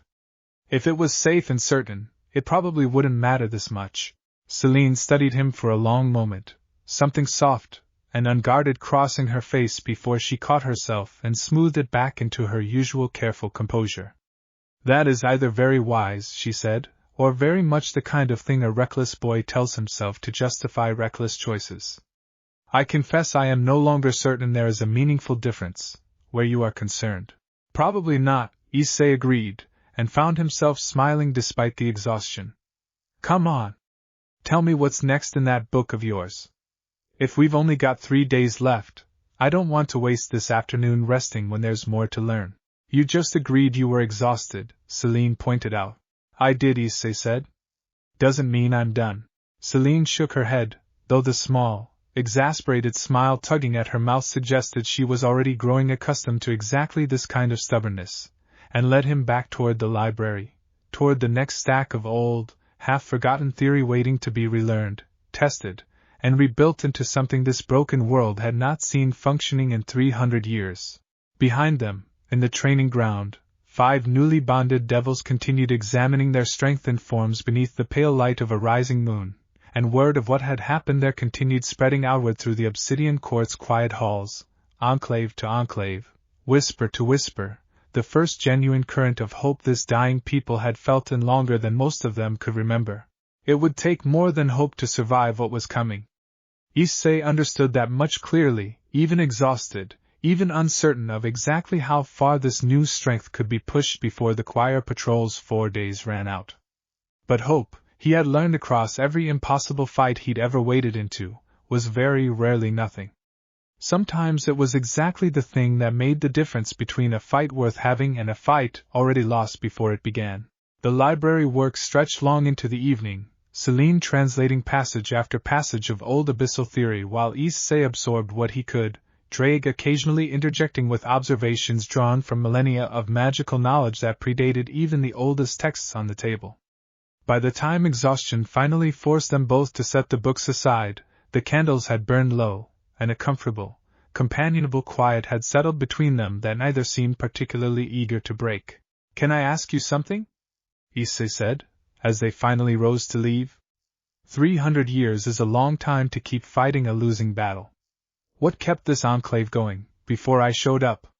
What made people keep choosing to survive instead of just giving up? Celine considered the question seriously, gathering the books with careful, methodical movements. Stubbornness, mostly, she said finally. The same kind you carry, I think, though we did not always recognize it as anything other than exhaustion at the time. Every generation told itself the next one might see things change. Every steward before Lucien made the same promise he is making now, that if we simply endured long enough, carefully enough, something would eventually shift in our favor. A faint, tired smile. None of them were wrong to hope that. They were simply unlucky enough not to live to see it proven true. I intend to be luckier. You will be, Issei said, with more certainty than he entirely felt, though the words settled comfortably between them regardless. A promise offered as much to himself as to her.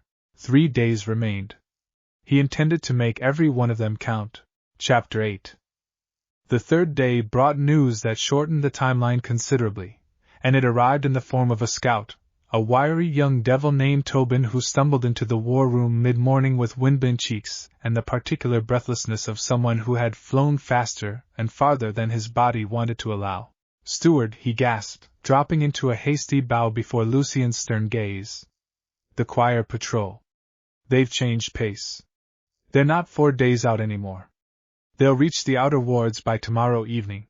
The war room went tense and silent, Lucien's jaw tightening as he absorbed the news, Celine's hand finding Issei's wrist in an unconscious, grounding gesture that neither of them commented on. Why the change? Lucien demanded. What altered their approach? Word reached them, Tobin said, still catching his breath. Rumors of something unusual happening in this enclave. Strengthened devils. A stranger with power unlike anything seen here in centuries. They're moving to investigate directly, and moving faster because of it. Command apparently wants confirmation before deciding whether this warrants a larger response. A larger response, Cade repeated grimly. Meaning if they decide we're actually dangerous, they call in more than a single patrol. Meaning exactly that, Lucien confirmed, and Issei watched 300 years of hard-won caution settle over the old steward's scarred features, weighing options with the efficiency of someone who had made this kind of desperate calculation more times than he likely cared to remember. Tomorrow evening, then. Not 4 days. 1. He turned his sharp gaze to Issei. Guardian. Is what you and Celine have built in the last 2 days enough to survive first contact with an actual choir patrol, or do we need to consider evacuation contingencies instead? The question hung heavy in the room, and Issei felt the weight of every eye turned toward him, felt Drago still and focused within his chest, felt the warm, steady pull of 6 bonded devils now anchored to him through connections still fresh enough to feel fragile. I don't know yet, Issei admitted honestly, because he had learned, across every fight that had ever actually mattered, that false confidence killed people faster than honest uncertainty ever had. But I know we're stronger today than we were 3 days ago, and we're going to be stronger again by tomorrow evening. I want to push the bonding further today, and I want everyone who's willing to spend the rest of today and tonight training as hard as they can manage. If they're coming to investigate rather than commit fully, that means they're not expecting real resistance. That's an advantage if we use it right. Lucien studied him for a long moment, then nodded slowly. Then we use it. Celine, continue the bonding, but be selective. I want fighters bonded first, those capable of standing on the front line if this comes to actual combat. Cade, ready every able-bodied devil for combat readiness by nightfall. Tobin, I want eyes on that patrol's exact position every hour from now until they arrive. No surprises. The room dissolved into purposeful motion once more, and Issei found himself swept along in it, the remaining hours blurring into an intense, focused rhythm of bonding rituals and combat drills and hurried strategy sessions that stretched from midday well into the deepening dusk. He bonded with 4 more devils over the course of the afternoon, feeling the ambient current around the enclave grow perceptibly stronger with each new connection, Celine's careful notes, filling page after page with observations that would, she insisted, matter enormously for whatever came after this crisis, assuming they survived it. By the time the 3rd moon rose fully into the bruised evening sky, Issei stood on the same balcony where he'd first watched the wards shimmer into their nighttime brilliance, exhaustion settling deep into every muscle, 10 bonded connections now humming warm and steady alongside Drake's ancient presence in his chest. Celine found him there, her own wings, fully transformed now by their earlier bond, folded loosely against her back. A quiet strength settled into her posture that hadn't been there 4 days ago. 10 bonds, she said, coming to stand beside him? In 3 days. I have reread the old text twice tonight, and I can find no precedent for growth this fast, this significant. Whatever you carry within you, Guardian, it is rewriting assumptions about devil magic that have stood unquestioned for 300 years. Is it enough? Issei asked quietly. For tomorrow? Celine considered the question seriously, her gaze drifting out over the shimmering wards toward the dark horizon where, somewhere beyond sight, a choir patrol was drawing steadily closer. I do not know, she admitted, echoing his own honesty from the war room. But I know that 3 days ago, this enclave had nothing but exhausted wards and grim resignation standing between us and whatever came next. Tonight, we have 10 devils carrying strength this world has not felt in 3 centuries, a steward who has not looked this cautiously hopeful in years, and you. She turned to face him fully. Whatever tomorrow brings, Issei, You have already given this enclave something it had lost the ability to believe in. That matters, regardless of how the fight itself goes. I want more than it mattering, Issei said. I want everyone here to still be alive the day after tomorrow. As do I, Celine said quietly. But I have learned, across 300 years of losing slowly, that certainty is a luxury this world rarely offers. We prepare as thoroughly as we can. We trust the strength we have built. And when tomorrow comes, we meet it together, rather than apart. She held his gaze steadily. That is the only guarantee any of us have ever truly had, guardian, in this world or, I suspect, in yours as well. Issei thought of Rias, of Surzex, of every impossible fight he'd waded into back home with exactly that same uncertain, stubborn faith carrying him through, and found something settling into place inside his chest, steady and resolved despite the exhaustion dragging at his limbs. Together then, he said. Get some rest, Celine. Tomorrow's going to need everything both of us have left to give. You first, she said, a faint, tired smile touching her mouth. You have given considerably more of yourself today than I have. Deal, Issei said, though they both understood, standing there beneath 3 competing moons with a war room's worth of preparation settling into place around them, that neither of them intended to sleep particularly well before tomorrow evening arrived. Drake's voice rumbled low and steady within Issei's chest as they finally turned to leave the balcony, the wards blazing bright and defiant against the darkening sky behind them. 10 bonds, partner. A river beginning to reform from what was once only a trickle. A pause weighted with something that might, in a dragon 3,000 years removed from anything resembling sentiment, have almost been pride. Tomorrow, this world's choir patrol expects to find easy prey waiting behind failing wards. Instead, they are going to find something this world has not had reason to fear in 300 years standing directly in their path. Good, Issei said quietly, following Celine back into the depths of the mountain, toward whatever rest either of them could manage to find before dawn brought them one day closer to a fight neither could afford to lose. Let them be afraid. It's about time somebody was, for a change. Chapter 9. The choir patrol arrived at dusk, exactly as Tobin's hourly reports had predicted, 3 angels descending out of a sky still streaked with the last bruised light of day, their wings catching the glow of the Enclave's wards as they touched down a careful distance from the outermost layer, close enough to be seen clearly, far enough to suggest they were not yet committing to open conflict. Issei stood at the front of the small formation Lucien had arranged near the primary gate, flanked by Celine and Cade and the 8 other devils who had bonded with him over the last 3 days, the rest of the Enclave's able-bodied fighters arrayed in careful ranks behind them, close enough to support, far enough back that this first confrontation would read, deliberately, as a controlled negotiation rather than a desperate last stand. Remember, Lucien had told him barely an hour earlier, they are here to investigate, not necessarily to attack. How this goes depends heavily on what they decide about us in these first few minutes. Strength shown carelessly could provoke exactly the larger response we are trying to avoid. Strength hidden entirely accomplishes nothing either. You must show them precisely enough to make them cautious, without making them desperate. Issei had absorbed that advice with the grim understanding that the margin between those 2 outcomes was thinner than he would have liked, and now, watching the 3 angels approach across the scarred ground between the wards and the tree line, he felt Drake settle into a sharp, focused readiness within his chest. The angel in the lead was tall, silver-haired, armored in white and gold that seemed to catch and hold the fading light, her expression carrying the particular serene certainty of someone utterly convinced of the righteousness of her purpose.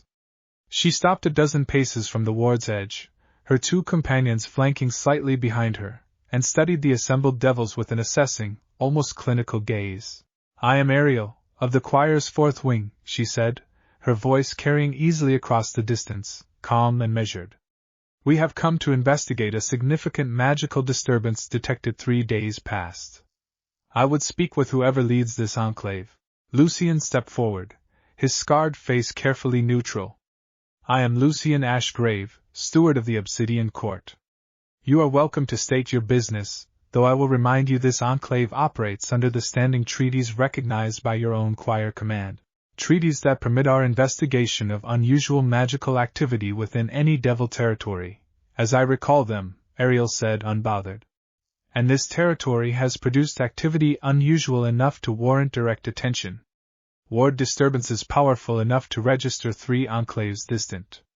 Reports of devils demonstrating strength this diminished race has not shown in 3 centuries. Her gaze shifted, deliberate and probing, past Lucian to settle directly on Issei. And a stranger, appearing from nowhere, carrying power that does not match any signature on record for this world at all. The weight of her attention settled over Issei like a physical thing, and he felt Drake go very still, watching, waiting. "My name is Issei Hyoudou," he said, meeting her gaze without flinching, because he had learned long ago that showing weakness to someone measuring you for a threat assessment rarely improved the outcome. "I'm not from this world. I ended up here by accident. Since then, I've decided to help this enclave." "Help," Ariel repeated, something faintly sharp entering her measured tone. An interesting choice of word for a stranger who has, in the space of 3 days, apparently begun rebuilding a magical current your choir spent 3 centuries carefully ensuring stayed broken. She took a single step closer, her 2 companions tensing slightly behind her, hands drifting near weapons still sheathed but clearly ready. "You should understand, stranger, that what you are attempting here is not a small thing. Devils were weakened for reasons my choir considers just and necessary. Reversing that, even partially, is not something heaven will simply overlook."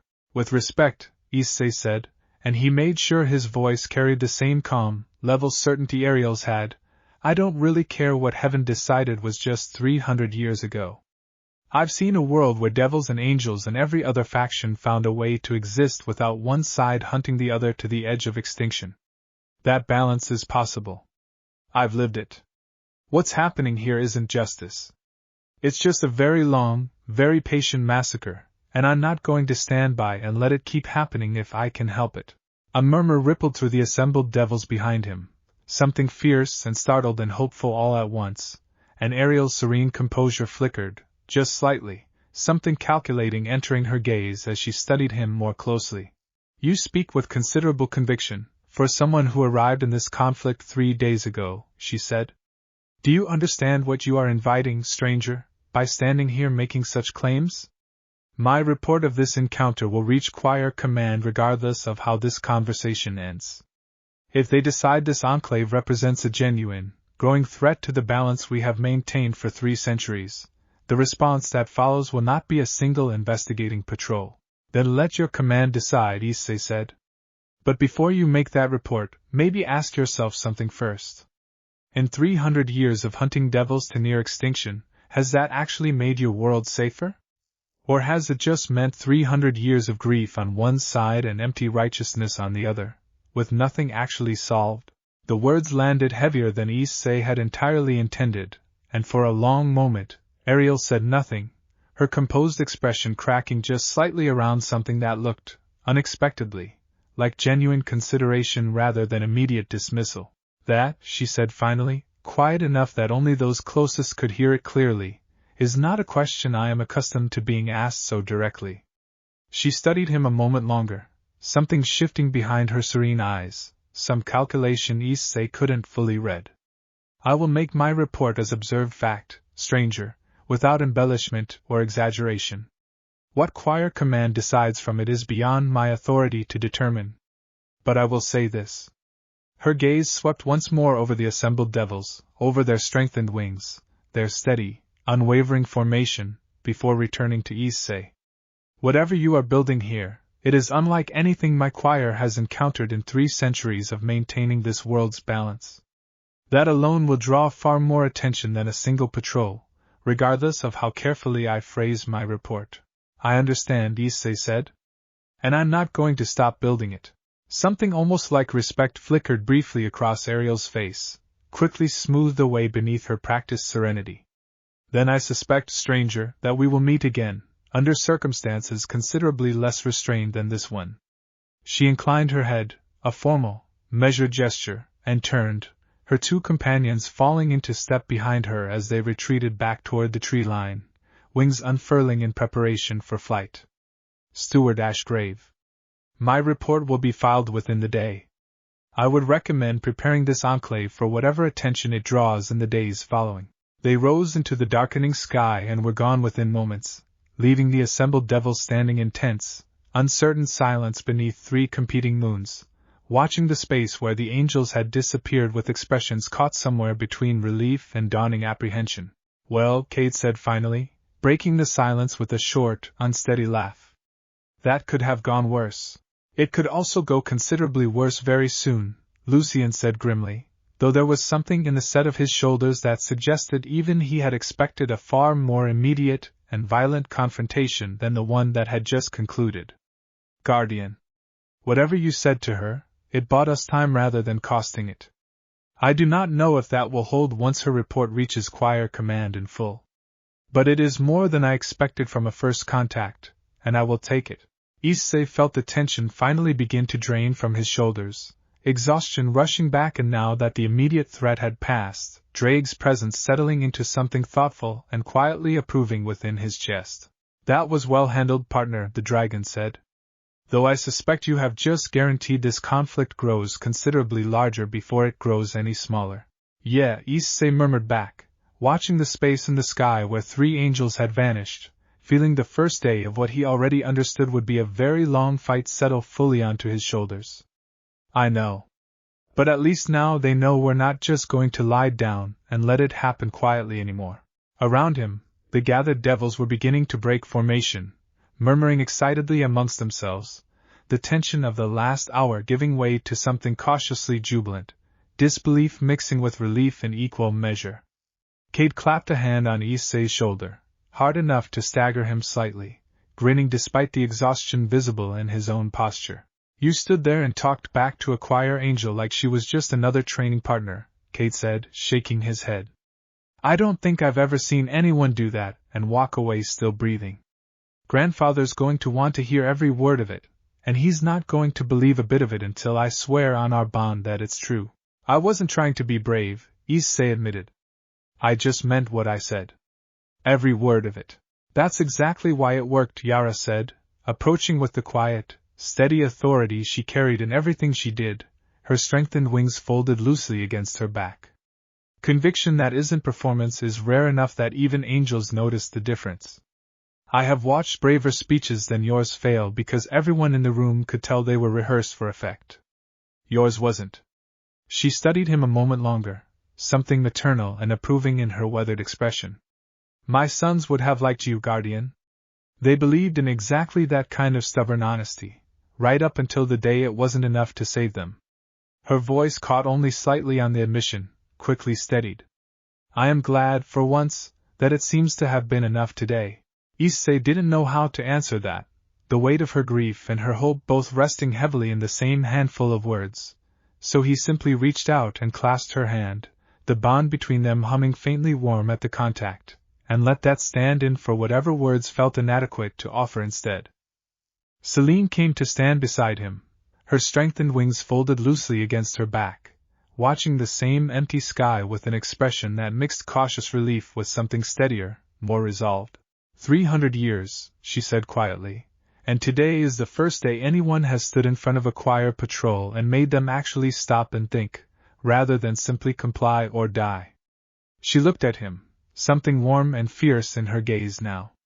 "Whatever comes next, Guardian, you have already changed something in this enclave that cannot easily be undone. I hope you understand that." "I'm counting on it," Issei said, and turned with her back toward the mountain, toward whatever preparations the days ahead would demand, carrying with him the quiet, steady certainty that whatever choir command decided in response to today's encounter, the last standing devils of the Obsidian Court would not be facing it alone, or unprepared, ever again. Chapter 10. The days following Ariel's departure passed in a strange, suspended tension, the Enclave caught between the relief of having survived first contact and the dread of not knowing exactly what judgment choir command would eventually hand down. Issei used the uncertainty the only way he knew how, throwing himself into training and bonding with a focus that left Celine alternating between admiration and genuine concern for his well-being. "You cannot bond with the entire Enclave in a week," she told him on the 4th morning since Ariel's visit, finding him already awake and working through combat forms alone in the amphitheater before dawn had fully broken. 3,000 devils, Issei.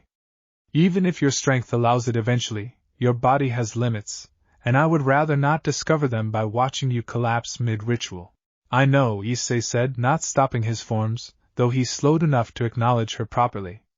I'm not trying to bond with everyone right now. I'm trying to make sure the ones who are bonded are actually ready for whatever comes next. There's a difference between having strength and knowing how to use it. Celine studied him for a moment, then walked out onto the training floor and settled into a ready stance across from him, drawing a practice blade from where it hung at her hip.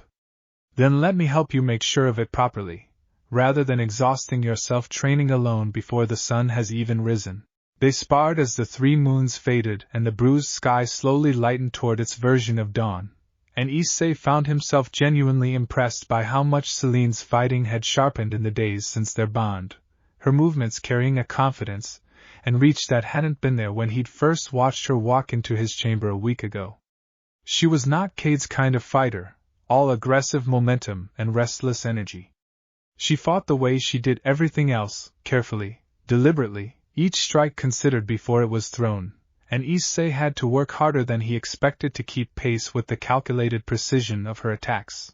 You've improved, he said, catching her blade against his forearm and redirecting it past him, the same move he'd used against Cade a week ago, though Celine recovered from it faster than Cade had.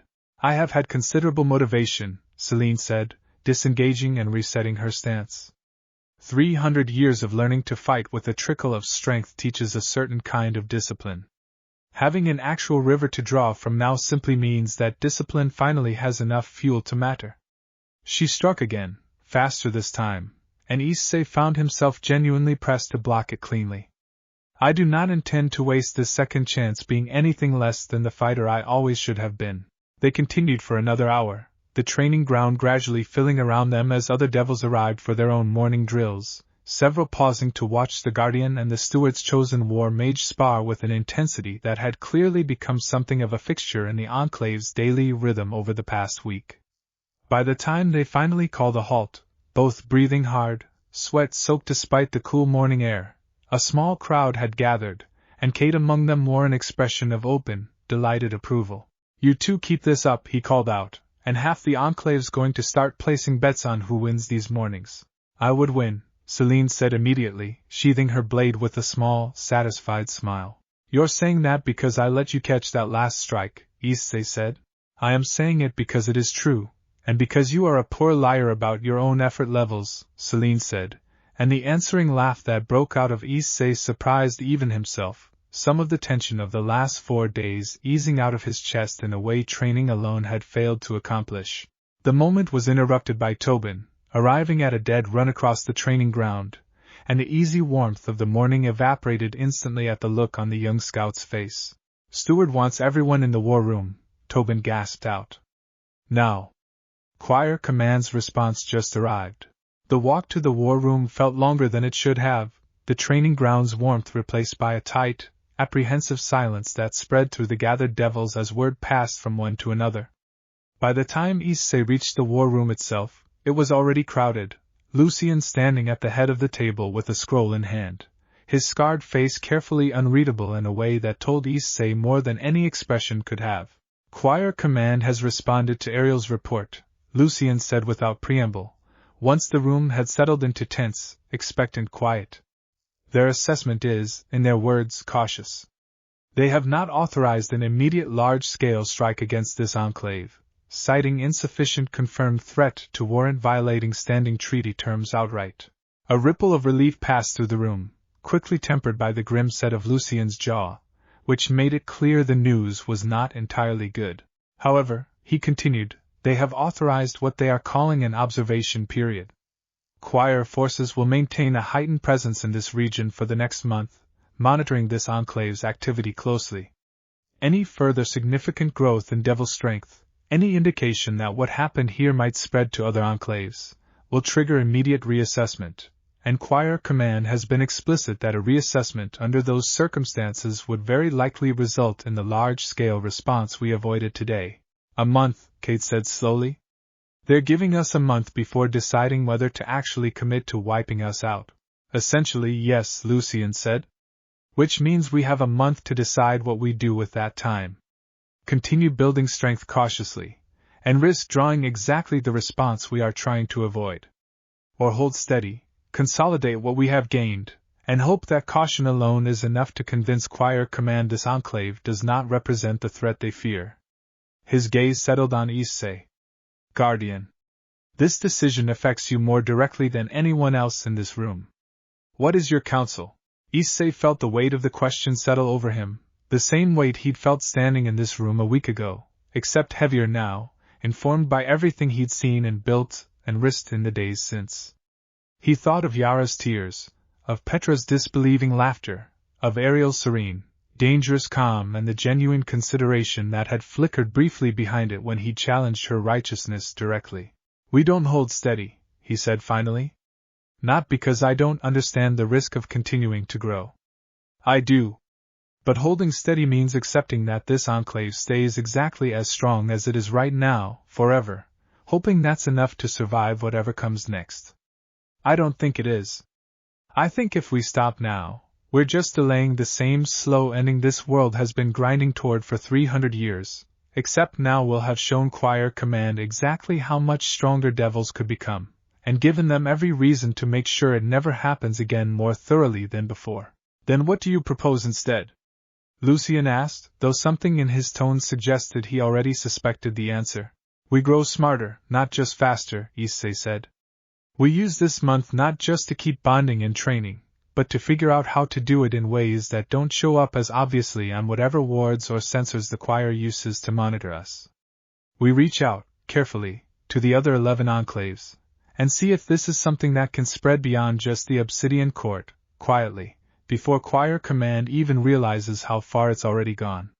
And we prepare, seriously, for the possibility that a month from now, caution wasn't enough, and we need to be ready to actually fight, not just survive an investigation. The room was silent for a long moment, the weight of the proposal settling over everyone present, ambitious and dangerous in equal measure. Celine was the first to speak, her voice steady despite the risk inherent in what Issei had just suggested. It is the harder path, she said. But I believe it is the correct one.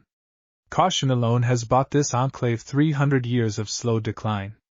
If we are ever going to change that trajectory rather than simply delaying its ending, we cannot do it by staying exactly as small and careful as we have always been. Reaching the other enclaves will not be simple, Lucian said, though his tone carried more consideration than outright refusal now. Some have grown as suspicious of outside contact as they have of the hunters themselves. Trust between enclaves is not what it once was, 300 years ago. Then we start slow, Issei said. One enclave. Whichever one you trust most.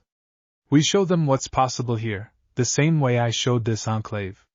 Let the results speak for themselves, the way they did in that training ground last week.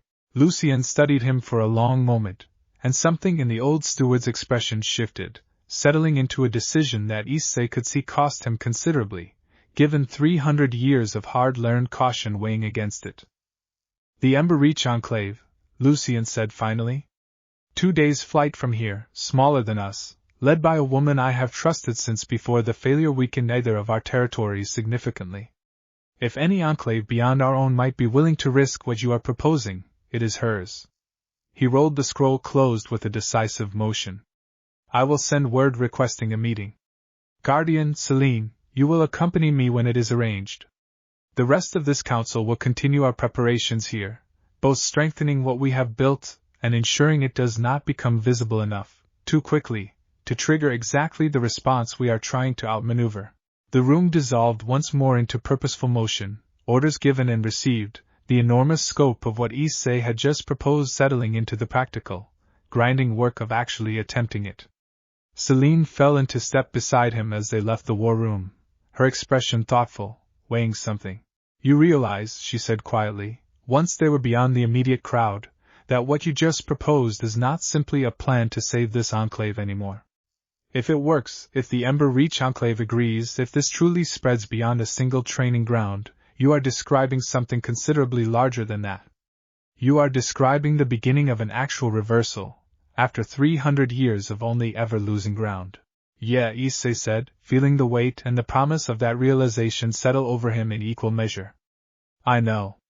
Drake figured that out about the same time I did. He is more perceptive than he lets on, being trapped in your arm all day, Celine said, a faint, dry humor coloring her voice despite the gravity of the moment, and Issei felt Drake's low, amused rumble in response, some of the tension of the morning easing, just slightly, into something that felt almost like the beginning of genuine hope, rather than merely the desperate, fragile kind that had carried this enclave through 300 years of slow, grinding survival.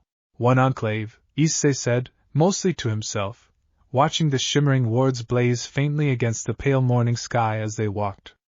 Then another, until this world remembers what it actually looks like when devils stop simply surviving, and start standing up again.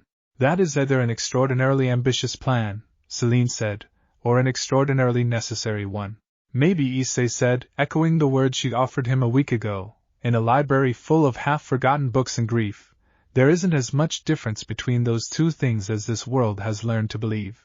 Celine's answering smile, small and genuine and entirely unguarded, told him she understood exactly what he meant, and together, beneath a sky that held the promise of both danger and possibility in equal, uncertain measure, they set off to begin the long, difficult work of proving it true. Chapter 11. Lucien's message to the Ember Reach Enclave took 2 days to arrange a response, and in that waiting, Issei found himself pulled increasingly into the daily rhythms of a community that had, in the space of little more than a week, begun to feel less like strangers he was obligated to protect and more like people he had genuinely come to care about. He learned Petra loved sketching, filling the margins of borrowed paper with careful, delicate drawings of the ruins beyond the wards, imagined as they might have looked before 300 years of decay, and that she had never shown anyone those drawings until she showed him, shy and hopeful, on the evening of the 5th day. He learned Yara had once been a healer before the losses that hardened her into a fighter, and that her hands, when he watched her tend a training injury without thinking, still carried the gentle, practiced competence of that older calling beneath the calluses she'd built since. He learned Cade's restless energy came from a fear of stillness, of the particular kind of grief that crept in whenever he let himself stop moving long enough to feel the weight of everyone he'd already lost. "You're good with them," Celine observed, watching him help a group of Enclave children construct an elaborate, if structurally questionable, fort out of scavenged training equipment on the evening of the 6th day, laughter ringing out across the lower training ground in a way that felt, in this exhausted, careful place, almost startlingly foreign. "I like kids," Issei admitted, ducking as one particularly enthusiastic 6-year-old lobbed a foam practice weapon at his head with more enthusiasm than accuracy. "Back home, I had a lot of people looking out for me when I probably didn't deserve it. Feels right to pass some of that along." "You deserve it," Celine said, quiet and certain, and something in the directness of the statement made Issei glance at her, catching an expression on her face that she smoothed away too quickly for him to fully read. "Whatever brought you here, Issei, this enclave is fortunate for it. I want you to understand that clearly, whatever else this month brings." Before Issei could respond, a small hand tugged insistently at his sleeve, and he turned to find the fort's chief architect, a serious-faced 7-year-old named Ren, regarding him with the intense scrutiny of someone about to ask a question of great importance. "Are you really going to make it so devils aren't scared anymore?" Ren asked. The question landed with more weight than her small, serious face suggested she understood, and Issei crouched down to her level, considering his answer carefully. "I'm going to try really hard," he said honestly. "I can't promise it'll happen fast, or that it'll be easy. But I promise I'm not going to stop trying." Ren studied him for a long moment with the particular unblinking seriousness children reserve for questions that mattered enormously to them, then nodded, apparently satisfied, and returned to directing her fort's ongoing construction with renewed enthusiasm. Celine watched the exchange with an expression that had gone soft in a way Issei hadn't seen from her before, something unguarded and quietly moved. "They remember nothing else," she said, once Ren had scampered off. "The children born in the last decade, they have never known this enclave as anything but frightened and diminished. If what we are building here means even one generation of devil children grows up without that fear defining every part of their lives, I think that alone would be worth every risk we are taking." "It's not just worth it," Issei said, watching Ren's fort collapse spectacularly, followed immediately by delighted, unbothered laughter, and the enthusiastic beginning of reconstruction. It's the whole point. The response from Ember Reach arrived on the morning of the 7th day, carried by a weary courier who had flown through the night to deliver it, and Lucien called the war room together within the hour, the scroll unrolled across the map table with careful, deliberate hands. Marathorn, steward of Ember Reach, has agreed to a meeting, Lucien announced, and something in the room eased at the news, tension giving way to cautious anticipation. She is, in her own words, intrigued, and considerably more willing to take risks than the more cautious enclaves further south. She has requested we come within the week, before word of what happened here inevitably reaches enclaves less inclined toward trust. Then we go as soon as we can arrange it, Issei said. 2 days, Lucien said. It will take that long to prepare properly, and to ensure this enclave remains adequately defended in our absence. Celine, Cade, you will accompany the Guardian and myself. The rest of the Council will maintain operations here, continuing training and bonding cautiously in our absence. The 2 days of preparation passed in a blur of careful planning, Celine poring over what remained of the library's diplomatic texts for any guidance on how such negotiations had once been conducted between Devil territories, Cade drilling relentlessly to ensure he'd be combat-ready for whatever the unfamiliar journey might demand. Lucien conferring with the wider council on contingencies should anything go wrong in their absence. Issei spent the time bonding with 2 more devils, carefully selected fighters who would help hold the enclave's defenses steady, and found himself, in quiet moments between preparations, thinking increasingly of Ren's serious, hopeful question, of the weight of a promise made to a child who had never known devils as anything but frightened. On the morning of their departure, the entire enclave gathered near the outer wards to see them off, a crowd that had, in the space of a single week, transformed from wary, exhausted survivors into something that felt, however cautiously, like a community daring to hope again. Petra pressed a small, careful sketch into Issei's hands before he left, a drawing of the obsidian court not as it currently stood, ruined and diminished, but as she imagined it might look restored, towers rebuilt, plazas full of life once more. So you remember what we're actually working toward, she said, blushing furiously at her own boldness. Not just surviving. This.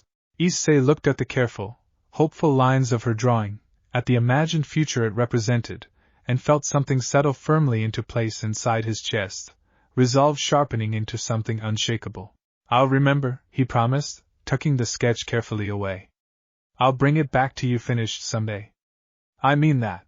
Celine watched the exchange with an expression that had grown, over the course of the week, increasingly difficult for her to keep fully guarded, something warm and quietly proud settling behind her careful composure as she came to stand beside him, wings flexing in preparation for the 2-day flight ahead. Ready, Guardian? She asked. Issei looked back once more at the gathered enclave, at Ren waving enthusiastically from her father's shoulders, at Yara's steady, grateful nod, at the shimmering wards holding strong against the sky that, for the first time in 300 years, carried something other than grim resignation for the devils sheltering beneath it. Ready, he said, and together with Celine, Cade, and Lucien, rose into the pale morning light, beginning the long flight toward Ember Reach, toward whatever the next enclave's answer might bring, carrying with him the fragile, stubborn, unmistakably real beginning of a hope this broken world had waited 300 years to feel again. Behind them, the obsidian court's wards blazed steady and bright against the retreating dark, and ahead, somewhere beyond the horizon, an entire world that had forgotten what devils were capable of becoming waited, unknowing, for the reminder that was already, unstoppably, on its way. Drake's voice rumbled quietly within Issei's chest as the enclave shrank into the distance below them, 3 moons still faintly visible even against the brightening sky. 1 enclave becomes 2, partner. 2 becomes a dozen, if fortune and effort both hold steady. I have watched empires rise from smaller beginnings than this, across every age I have lived through. A pause waited with something that, from a dragon as old and as guarded as Drake, counted as genuine warmth. Whatever Marathorn decides when we land, know that you have already done something this world's choir, its Talon cells, its every hunter convinced of Devil's permanent weakness, believed was no longer possible. You have made an entire enclave dare to hope again. Let us go make certain that hope was not given in vain. It won't be, Issei said, watching the horizon stretch out ahead of them, vast and uncertain and, for the first time in longer than this world had dared to remember, genuinely full of possibility. Not while I've still got something left to give. The wind carried them onward, 4 devils and 1 dragon bound for a meeting that would decide far more than either enclave yet realized, and somewhere far below, in the quiet dark beneath a sky finally beginning to remember what hope looked like, an entire broken world waited, unknowing, for everything that was still to come. Lucien flew a short distance ahead, scanning the horizon with the sharp, practiced vigilance of a man who had led his people through 300 years of careful survival, and yet even he, Issei noticed, carried himself differently this morning. Some of the old weight in his shoulders eased, if only slightly, by the fragile promise of what lay ahead. Cade flew close beside them, restless energy for once settled into something quieter, more focused, his gaze fixed steadily forward. And Celine, flying at Issei's side, wings catching the pale morning light with a strength that had not existed in her a week ago, glanced over at him with an expression that needed no words to convey exactly what she was thinking. 2 days to Ember Reach. 2 days to discover whether one enclave's stubborn hope could truly become the beginning of something larger. Issei tightened his grip on the small, careful sketch Petra had pressed into his hands, tucked safely away, and set his eyes forward, toward the horizon, toward whatever answer waited for them there. Chapter 12. Ember Reach announced itself long before they reached it, a faint golden shimmer visible against the horizon even from a considerable distance, unlike the deep violet wards of the Obsidian Court. Issei noted the difference immediately, and Celine, following his gaze, offered an explanation without needing to be asked. Different enclaves developed different ward traditions after the failure, she said, wings beating steadily against the thinning mountain air as they descended toward the distant glow. Ember Reach was founded by devils who fled the collapse of an older territory further east, and they carried different theoretical foundations with them. Their wards run warmer, more golden, because they draw more heavily on fire aspect current than we do. It is not better or worse. Simply different. Does that matter for what we're trying to do? Issei asked. It might, Celine admitted. The bonding theory we tested draws on general current regardless of elemental leaning, but I confess I do not know how a fire aspect current might respond differently than the shadow aspect current we work with at the Obsidian Court. It is one more thing we will need to test carefully, assuming Mirathorn agrees to let us. Lucien, flying just ahead of them, called back over his shoulder. Mira is many things, but cautious about her own people's safety above all else. Do not expect her to agree to anything without seeing proof first, however much she trusts me personally. 300 years has taught every steward on this world the same hard lesson about promises that sound too good to be true. They landed at the edge of Ember Reach's outer wards as the golden light deepened toward evening, and Issei found himself struck immediately by how different this enclave felt from the Obsidian Court, despite sharing the same essential grief and precarious survival. Where the Obsidian Court had been built downward into the bones of a dead volcano, all dark stone and narrow passages, Ember Reach sprawled across a wide, sheltered valley, its buildings low and clustered close together, red clay and warm wood rather than obsidian, terraced gardens climbing the surrounding hillsides in defiance of whatever scarcity had shaped the rest of this world's devil territories. A welcoming party waited at the ward's edge, headed by a woman who could only be Mirathorn, tall and broad-shouldered, with close-cropped auburn hair and the kind of weathered, capable face that suggested someone who had spent as much time in combat as in council chambers. Her wings, Issei noted immediately, were larger than Celine's had been before their bond, closer to what he understood devil wings should naturally look like, and he filed that observation away with interest. Lucien Ashgrave, Mira said, a warm, genuine smile breaking across her face as she strode forward to clasp the older steward's arm in greeting. You look older every time I see you, and somehow more stubborn to match. You look exactly the same, which either means you have found some secret to defying time, or you simply intimidated into leaving you be, Lucien replied, something in his usually severe expression easing into genuine warmth that Issei hadn't seen from him before. Mira, allow me to introduce the reason for our visit. This is Issei Hyoudou, and beside him, Celine Vos, our enclave's war mage. Cade Marrow, one of our finest young fighters. Myra's sharp gaze settled on Issei with open, assessing curiosity, taking in his unfamiliar clothes, the faint golden shimmer of Drake's dormant power that even untrained eyes seemed to sense radiating from him. So this is the stranger who fell out of the sky and apparently taught an entire enclave to stop being afraid within a week. Lucien's letter was frustratingly light on details. I am hoping you intend to be more forthcoming. I'll tell you everything, Issei said. But I'd rather show you, if you're willing. Words only get you so far with something like this. Something sharp and interested flickered behind Myra's eyes. Bold. I like bold, generally, though I have also buried enough bold young fighters over the years to temper my enthusiasm somewhat. She gestured toward the sprawling valley behind her. Come. We will talk properly over a meal first, and then, if I am satisfied with what I hear, you may show me whatever it is you are proposing. I did not survive 300 years of careful leadership by rushing into unproven miracles, however promising Lucien's letter made them sound.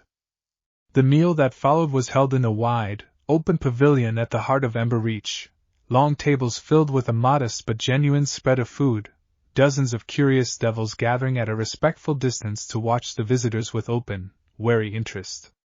Issei found himself telling the story again, the fall through an impossible sky, the war room conversation with Lucien, the bonding ritual with Celine, the confrontation with Ariel's choir patrol, watching Myra's expression shift gradually from polite skepticism into something more genuinely engaged as the details accumulated. A blood contract, Myra said finally, once he'd finished, turning the words over with the careful consideration of someone weighing enormous risk against enormous potential reward. I have read of them, in what remains of our own library. My grandmother spoke of them once, before the failure stole away the strength that made them commonplace among the old great houses. Her sharp gaze settled on Celine. You have experienced this bond directly. Tell me honestly, War Mage. Was it worth the risk? Celine didn't hesitate. Yes, she said simply. Without qualification. I have felt, for the first time in my life, what the old texts describe as a genuine current rather than a trickle. Whatever caution this decision deserves, and it deserves considerable caution, I would make the same choice again without hesitation. Myra studied her for a long moment, then turned back to Issei, something decided settling behind her sharp eyes. Very well. I will not commit my entire enclave to something this significant based on a meal and a persuasive story, however compelling. But I will allow a demonstration, with volunteers, carefully monitored. If what I see convinces me this is genuinely as safe and as powerful as you claim, we will discuss further. If it does not. She let the sentence trail off, the implication clear enough without further elaboration. That's fair, Issei said. That's more than fair, actually. I wouldn't trust it either, if our positions were reversed. Something in that admission seemed to ease a measure of Myra's remaining wariness, and she nodded, decisive. Tomorrow morning, then. I will select the volunteers myself, fighters I trust to give me an honest account of the experience regardless of outcome. She rose from the table, the meal apparently concluded. Rest well tonight, all of you. Tomorrow will decide a great deal, one way or another.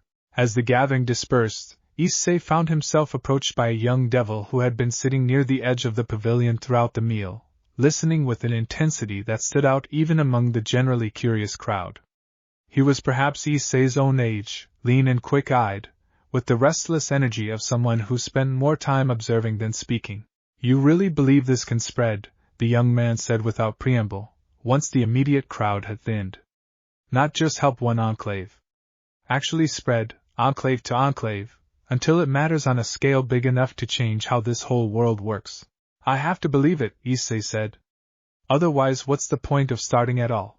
The young man considered that, something calculating behind his quick, watchful eyes. I'm Corin, he said. I run messages between enclaves, when the roads are safe enough to risk it, which isn't often. I've seen more of this world's devil territories than almost anyone still living, because most stewards trust me enough to let me move between them. He paused, weighing something. If what Myra sees tomorrow convinces her, and if this really is what you're claiming it is, I could get word to enclaves further out. One's Lucian's letters would never reach directly. One's desperate enough that they might listen even faster than Ember Reach did. Issei felt something sharpen with interest, Drake stirring attentively within his chest at the possibility being offered. How many enclaves are we talking about? All 12, eventually, if the roads hold and nobody decides I'm more trouble than I'm worth, Korin said, a faint, wry smile touching his mouth. I've delivered worse news than hope, over the years. Word of enclaves falling. Word of hunting parties on the move. It would be nice, for once, to be the one carrying something worth actually looking forward to. Then let's make sure tomorrow gives you exactly that to carry, Issei said, and something in Korin's expression shifted, decided, the beginning of an alliance forming in the quiet dusk of a valley enclave that, 12 hours from now, might become the second thread in a rope Issei was determined to weave strong enough to hold an entire world's worth of desperate, dwindling hope. Chapter 13. Myra's chosen volunteers gathered at dawn in a wide, sunlit courtyard at the heart of Ember Reach, 5 fighters selected with obvious care, each carrying the particular weathered steadiness of devils who had survived enough combat to be trusted with their steward's honest assessment of whatever came next. Myra herself stood among them, arms crossed, watching with the sharp, unblinking focus of someone determined to miss nothing. You said this would work regardless of elemental aspect, she said to Celine, as Issei prepared for the first bonding. I want to understand why, before we proceed. My people's current runs fire aspect. Yours runs shadow. If this fails because of some incompatibility either of us anticipated, I want to at least understand what went wrong. The theory suggests the bond draws on the underlying current itself, rather than its elemental expression, Celine explained, drawing out the same worn volume she'd carried from the Obsidian Quartz library. Elemental aspect shapes how that current manifests outwardly, in wings, in combat style, in the particular flavor of magic each bloodline favors. But the current beneath it, the raw magical wellspring the old texts call the deep current, exists independent of that expression. If the theory holds, Issei's connection should strengthen the underlying current regardless of how your people's bloodline chooses to express it. Should, Mira repeated, something dry in her tone. I notice you are careful with your certainty, War Mage. I have learned to be, Celine said unbothered. Certainty that outpaces actual evidence has cost devils more than caution ever has, in my experience. I would rather tell you honestly what I believe than promise you something I cannot yet guarantee.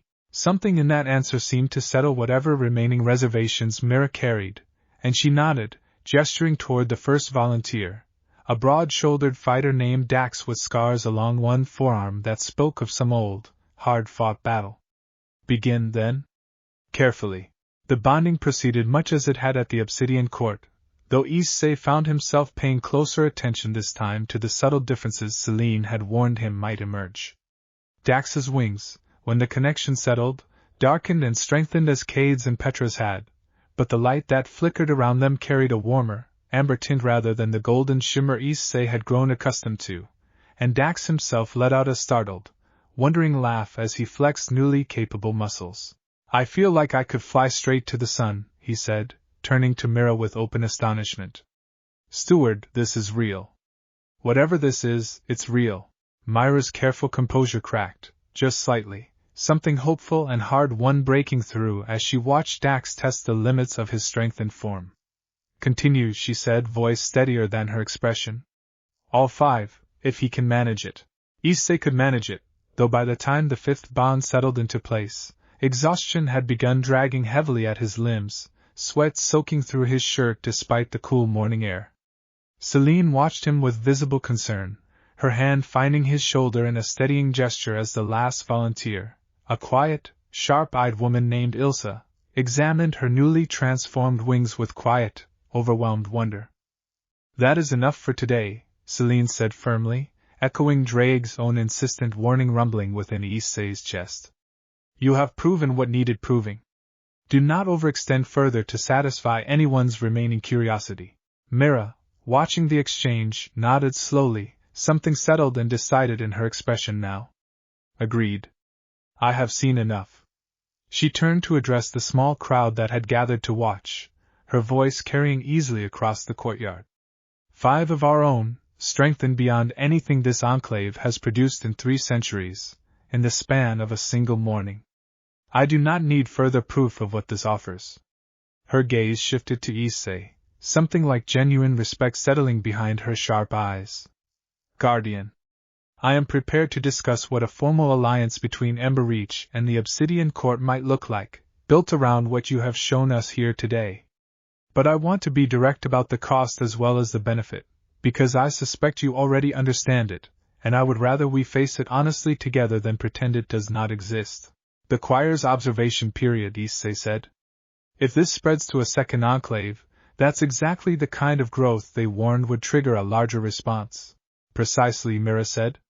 Which means the moment Ember Reach commits to this alongside the Obsidian Court, we are both wagering everything on the belief that spreading strength faster than the choir can react is possible, when 300 years of history suggests the opposite has always been true.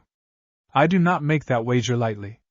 But I have watched my own people grow thinner and more exhausted every year for 3 decades of leadership, and I am tired, Guardian, in a way that goes beyond simple fatigue, of watching us slowly disappear one careful, cautious decade at a time. Her jaw set, something fierce and resolved settling into her weathered features.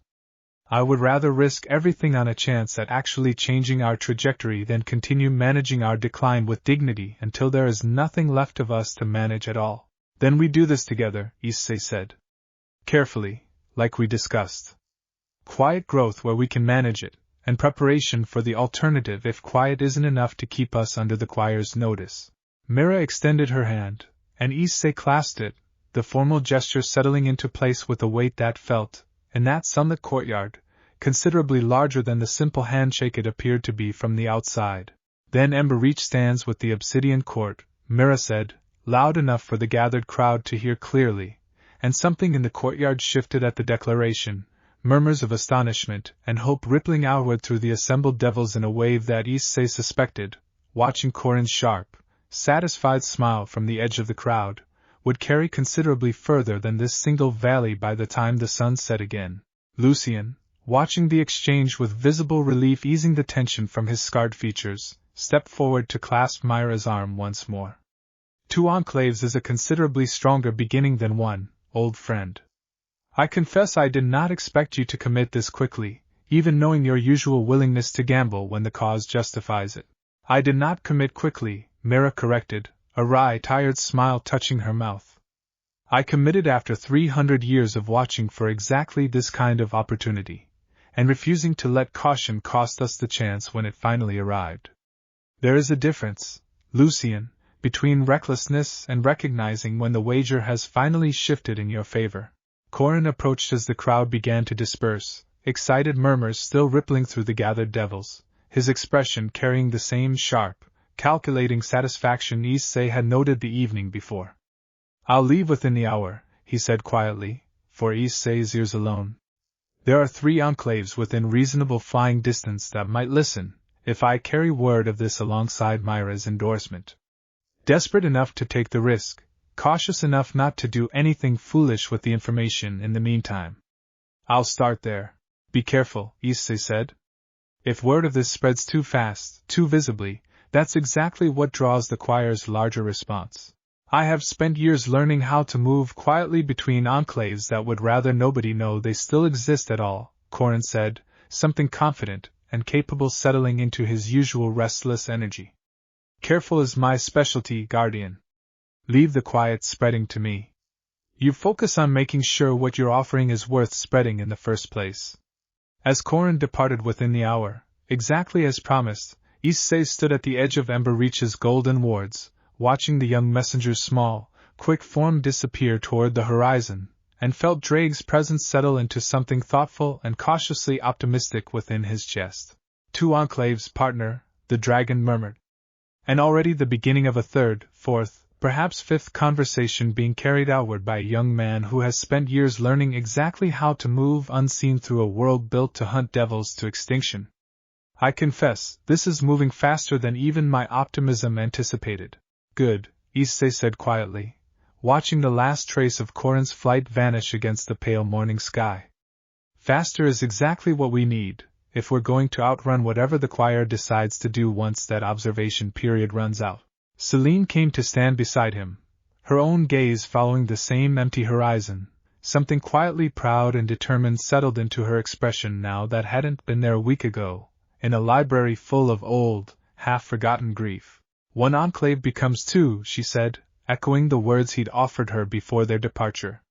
You were right to believe it possible, guardian. I confess I did not fully share your certainty, even after everything we built at the Obsidian Court. I am glad to have been wrong. You weren't wrong, Issei said. You were careful. There's a difference, remember?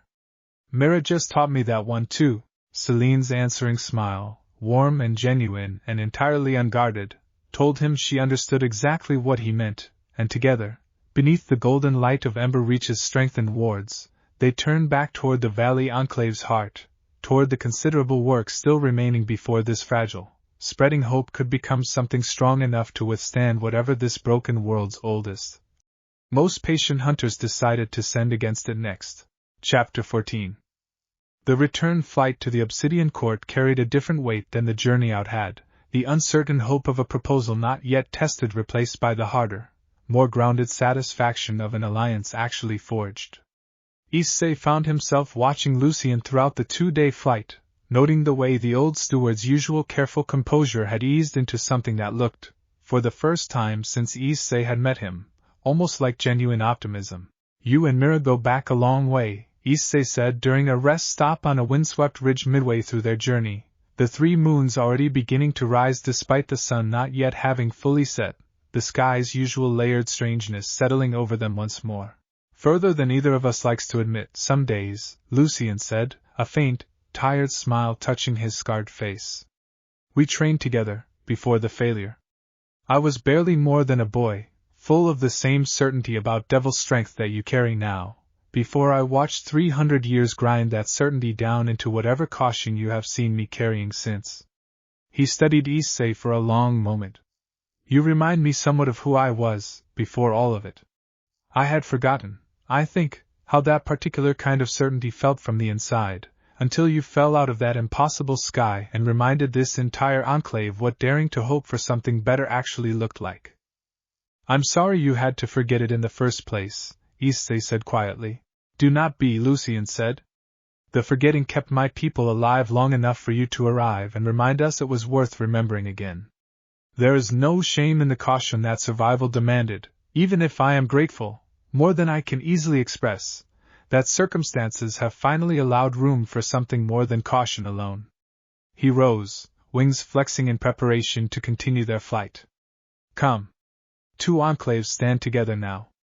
Let us make certain the 3rd day of the choir's month-long observation finds us prepared for whatever comes next, rather than simply hopeful. They arrived back at the Obsidian Court on the evening of the 9th day since Ariel's initial visit, and Issei felt the familiar warmth of homecoming settle over him as the enclave's violet wards came into view, deepening quickly into something more complicated when he registered the tension visible even from a distance.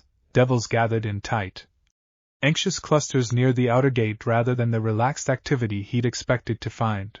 Something's wrong, Cade said, tension sharpening his voice as they descended. They landed to find the war room already gathered, the council's faces carrying a grim, urgent weight that told Issei the news, whatever it was, had not improved in their absence. A devil he didn't recognize, young and travel-worn, stood near the map table, clearly having only just arrived himself. Guardian, the young devil said, straightening as Issei entered. I am Ren, scout for the Silverleaf Enclave, 3 days' flight east of here. I bring urgent word from my steward. He hesitated, something apprehensive crossing his exhausted features. Word has already reached us of what happened here. Not through Corrin's careful channels, but through less careful ones. A Talon cell operating near our territory intercepted a choir communication 3 days past, discussing this enclave's unusual activity in considerably less measured terms than Ariel's original report suggested. The room went tense and quiet, Lucien's jaw tightening as he absorbed the implication. Say plainly what you mean, Scout. The Talon cell believes this enclave represents a growing threat worth eliminating before it spreads further, regardless of what Choir Command's official observation period technically permits, Ren said. They do not answer to the same restraint the choir operates under. My steward believes, and I agree, that they may move against you directly, without waiting for official sanction, precisely because unofficial action carries less consequence if it succeeds quietly enough. How long do we have? Issei asked, feeling the fragile, hard-won hope of the last 9 days sharpened suddenly into something more urgent and dangerous. Days, perhaps less, Ren said. Talon cells move fast and strike without warning by design. My steward sent me the moment we intercepted word, but I do not know how much of a lead that actually gives you. Lucien's expression had settled into the same grim, focused calculation Issei remembered from the war room 9 days ago, when a choir patrol's arrival had first been announced. Then we prepare for a fight considerably less restrained than the one Ariel offered us. He turned to Issei. Guardian. How many bonds have we managed since your departure? 6 more, Celine said, checking the careful notes she'd left with the council before their journey. 16 total now, including the 10 from before we left. The current has strengthened noticeably across the entire enclave, even among those not directly bonded. I can feel it in the ambient magic the moment I set foot back inside our wards.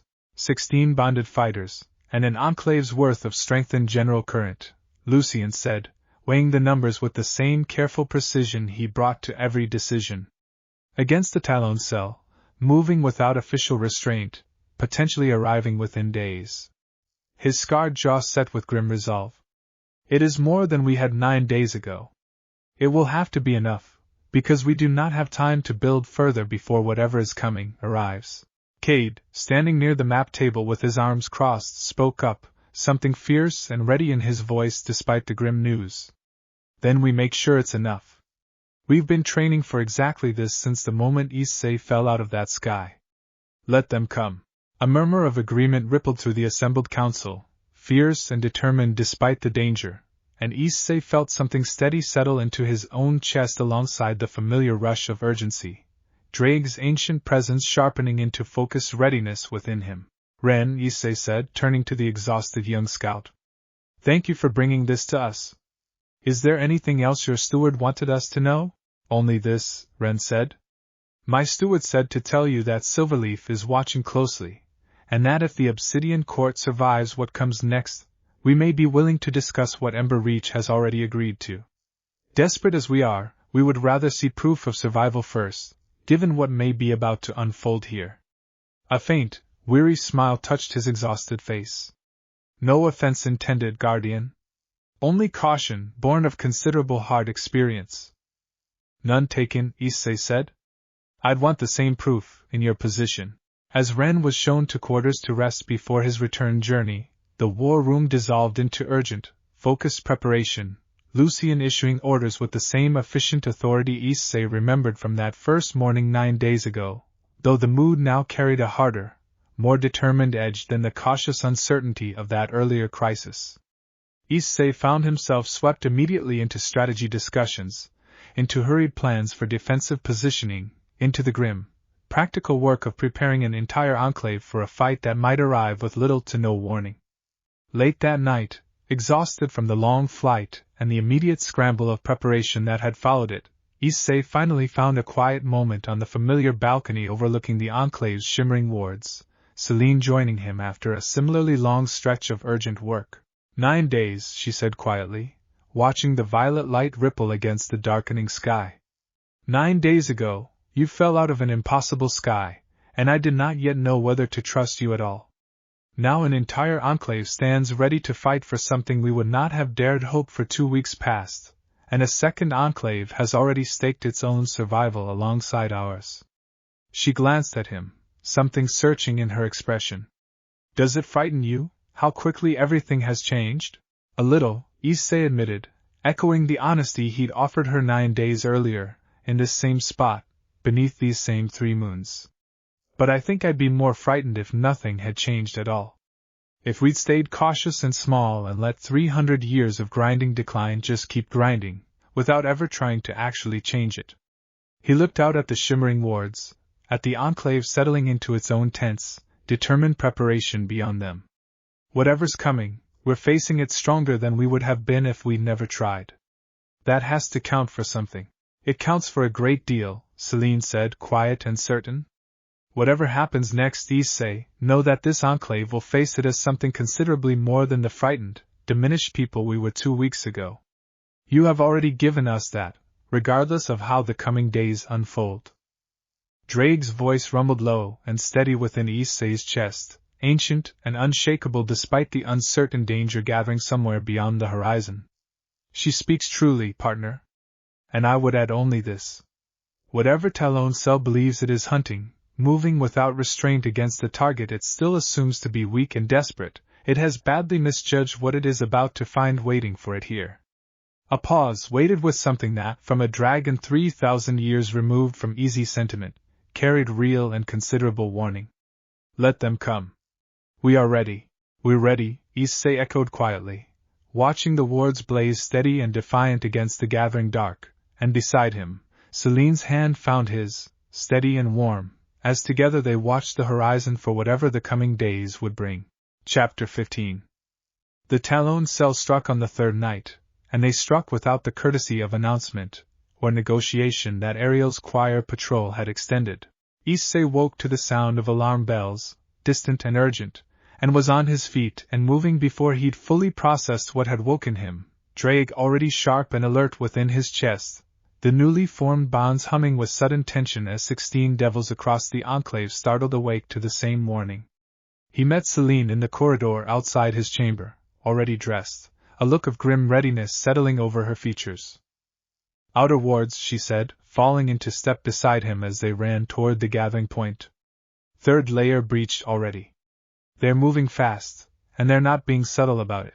They emerged onto the Enclave's main defensive position to chaos already sharpening into order, Lucian directing fighters into formation with the same efficient authority he'd shown 9 days ago, Cade rallying a group of bonded fighters near the front line, the violet wards flickering and straining under an assault Issei could see even from a distance, dark shapes cutting through the night sky. Wings edged with the particular corrupted darkness that marked fallen angels rather than the pale, serene light of the choir. 4th layers holding, barely, Lucian reported as Issei reached him, his scarred face tight with focused calculation. They've committed more force than a standard Talon cell typically carries. I count at least 15 fallen, possibly more still holding back. 15 against 16 bonded fighters and an enclave's worth of strengthened current, Issei said, feeling the weight of the coming fight settle into sharp, familiar focus. That's not impossible odds. It is not, Lucian agreed. But Talon cells do not commit this much force to a target they consider merely troublesome. They believe they are ending something before it grows dangerous enough to matter. We should assume they intend to fight until one side is no longer capable of continuing. The 4th ward layer failed moments later, a violent flare of light and sound as the barrier gave way, and the Talon cell descended in a coordinated rush that Issei met head-on, boosted gear flaring to sudden, brilliant life along his forearm as Drake's power surged forward in answer to the threat. Boost! The familiar surge of doubled strength flooded through him, and Issei drove into the first wave of attackers with a speed and force that visibly startled the fallen angels expecting to find easy prey waiting behind failing devil wards. He caught the first attacker's blade on his gauntlet forearm, the impact ringing out sharp and solid, and answered with a strike that sent the fallen angel tumbling backward through the air, momentum lost, wings scrambling for balance.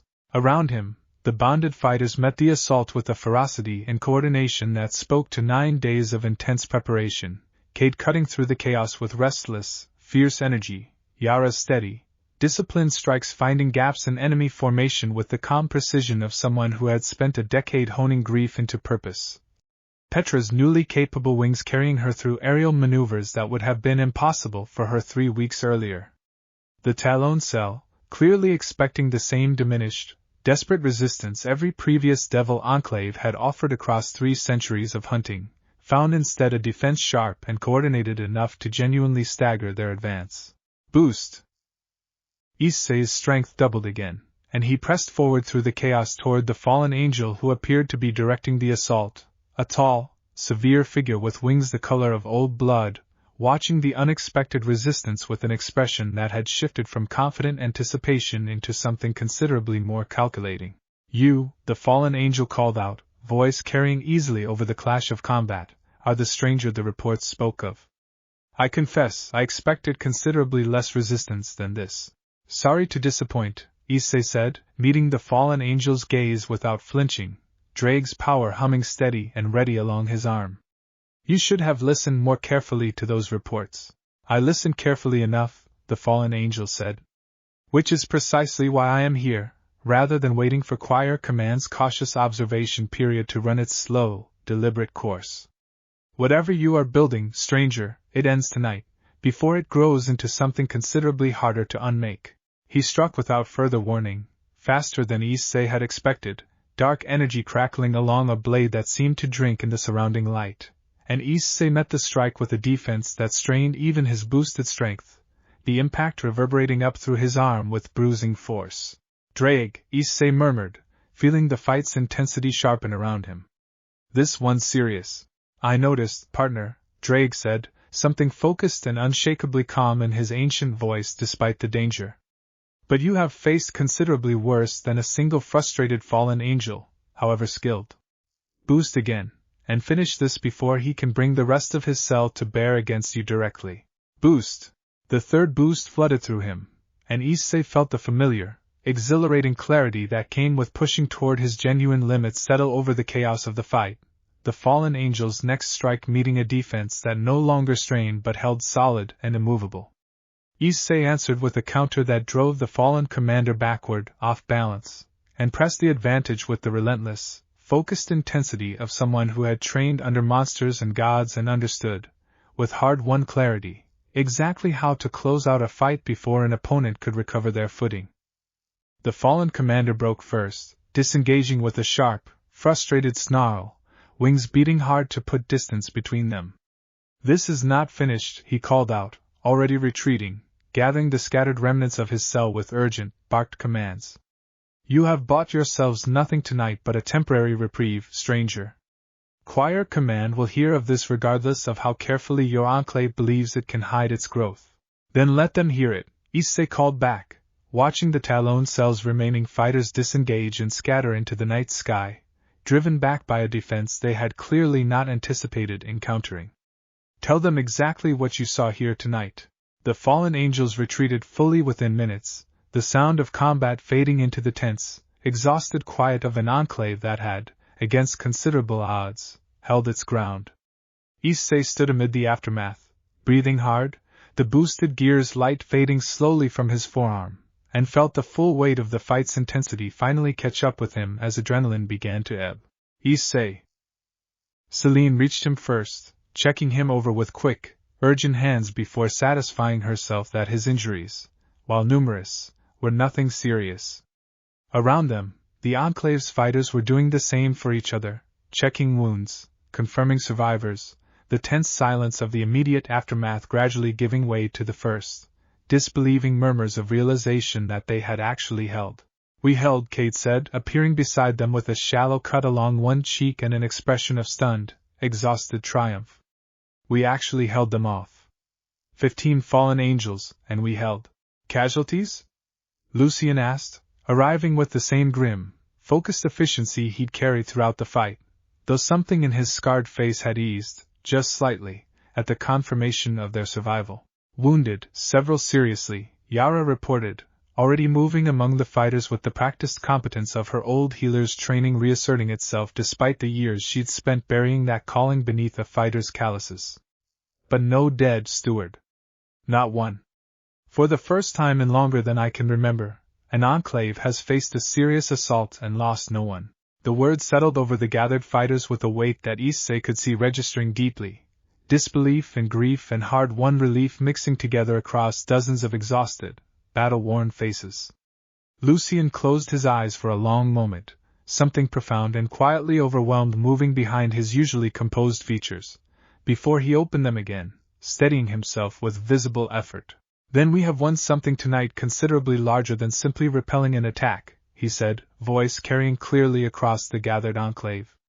We have proven, in the clearest terms this world understands, that what we have built here is not fragile. It is not a temporary illusion of strength that shatters at the first real test. His scarred jaw set with fierce, hard-won resolve. Let word of tonight travel exactly as far and as fast as our enemies intend it to. Let choir command, and every Talon cell, and every hunter who has spent 300 years believing devils could never again be anything but prey, hear precisely what happened here tonight, and understand that the ground beneath their certainty has just begun, unmistakably, to shift. A ragged, exhausted cheer rose from the gathered fighters, relief and triumph and disbelief all tangled together, and Issei, standing amid the aftermath of the Enclave's first real, unrestrained battle and longer than most of them could remember, felt Drake's presence settle into something deep and quietly satisfied within his chest. Well fought, partner, the dragon said. Whatever comes next, this world's oldest hunters have just learned something they will not soon forget. Devils are no longer merely prey. And I suspect, before this is over, they are going to regret ever forgetting what we can become when given the chance to remember. Chapter 16. The days following the Talon cell's failed attack brought a strange, disorienting mixture of relief and renewed urgency, the Enclave tending to its wounded even as word of the battle's outcome began, exactly as Lucien had predicted, to travel considerably farther and faster than anyone had fully anticipated. Ren departed for Silverleaf on the morning after the attack, carrying an account of the battle that Issei suspected would lose nothing in the retelling, and returned less than a week later with news that made even Lucien's careful composure crack into something like astonishment. Silverleaf has agreed to send envoys, Ren reported, standing once more in the war room, though this time his exhaustion carried an entirely different quality than the grim urgency of his first visit. Not just to discuss the bonding, though they want that too. My steward wants to discuss something larger. A formal council, guardian, between every enclave willing to attend, to coordinate what comes next now that choir command and the Talon cells both know what happened here. How many enclaves are we talking about? Issei asked, feeling something both hopeful and daunting settle over the question.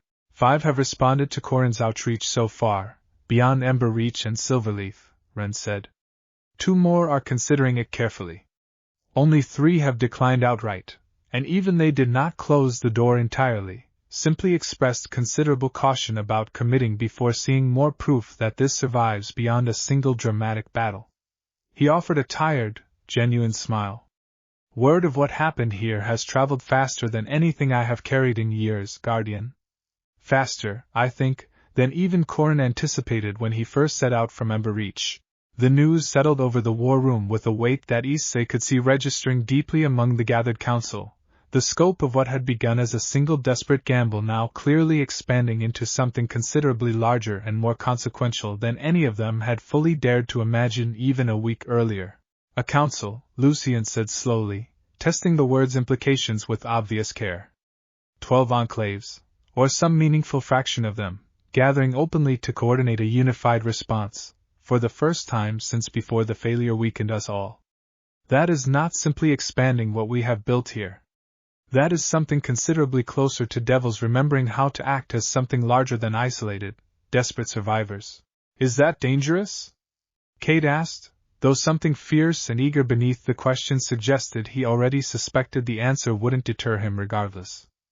Enormously, Celine said, though her own tone carried more anticipation than caution. A gathering that size will be impossible to hide from choir command's attention, or from whatever remains of the Talon cells still operating in this region. If they decide to strike at such a council directly, the consequences could be catastrophic beyond anything we have yet faced. She glanced at Issei, something searching and deliberate in her expression. But I confess, having watched what this enclave built in a matter of weeks, having watched 16 bonded fighters hold off 15 fallen angels without losing a single life, I am inclined to believe the danger of gathering openly is considerably smaller than the danger of continuing to face this fight scattered and isolated, the way devils have faced it for 300 years. Issei considered the weight of the decision seriously, feeling Drake's thoughtful presence settle alongside his own deliberation. He thought of Ren's serious, hopeful question, of Petra's careful sketch of a restored obsidian court tucked safely away in his belongings, of the fierce, disbelieving relief on the faces of 16 bonded fighters who had just proven, against 300 years of grim precedent, that devils could hold their ground and win. We do it, he said finally. Carefully, with as much protection as we can manage, but we do it. If this is going to become something bigger than one enclave's desperate gamble, it has to start becoming that eventually. Might as well be now, while we've got momentum on our side instead of waiting until the choir has time to plan something we can't outmaneuver.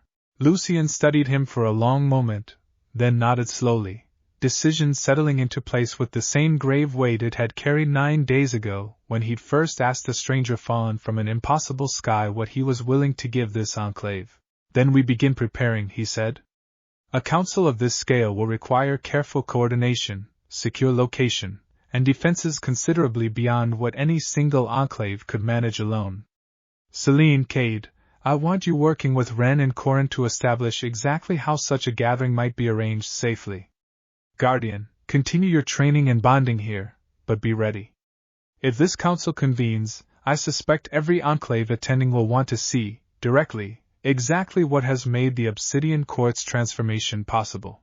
The preparations that followed consumed the better part of another 2 weeks, messages flowing between enclaves with increasing frequency as Corin's careful network expanded, cautious agreements gradually solidifying into an actual plan, a neutral gathering point selected deep within contested territory that no single enclave controlled outright, defensible enough to protect against opportunistic attack, remote enough to avoid easy detection by choir patrols still maintaining their careful, watchful observation.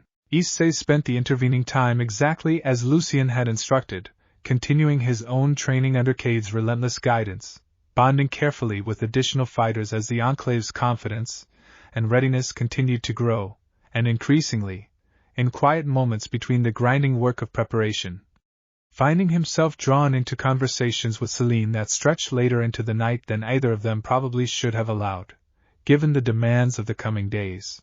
You never talk about your world, she observed, one such evening, the two of them seated on the familiar balcony overlooking wards that had grown, in the weeks since his arrival, considerably brighter and more assured than the exhausted shimmer he'd first witnessed there. Not beyond the broad strokes you offered Ariel, or the examples you gave Mira. What was it actually like, living somewhere devils were never hunted at all? Issei considered the question, memory surfacing unbidden, warm and distant, and strange to reach for across whatever impossible distance now separated him from it. Loud, he said finally, a faint smile touching his mouth. Chaotic, most of the time. Rias, the devil I mentioned, she ran her peerage like a family as much as a fighting force. There was always someone arguing about something, or training too hard, or getting into trouble that required considerable cleanup afterward. He paused, something bittersweet settling into the memory. I miss it. Not in a way that makes me regret being here, exactly. Just in the way you miss anything that mattered to you. Once you understand you might not get back to it. Do you think you will? Celine asked quietly. Get back, I mean. Eventually. I don't know, Issei admitted honestly. I haven't let myself think about it too much, honestly.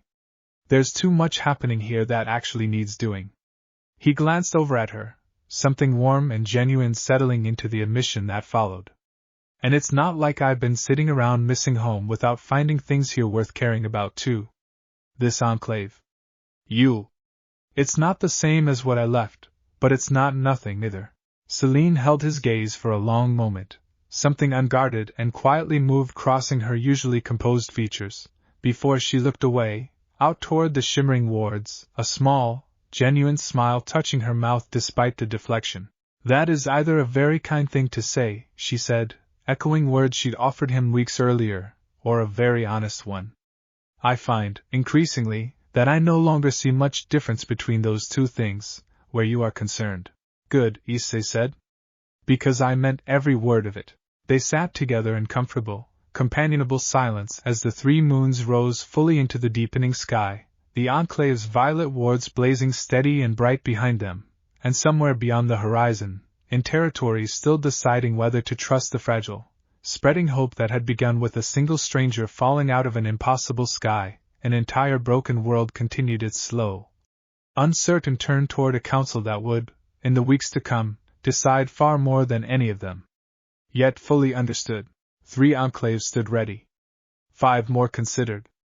And choir command, watching from whatever careful distance their observation period demanded, waited to see exactly how far this stubborn, spreading hope intended to reach before they decided, finally, that caution alone was no longer sufficient to contain it.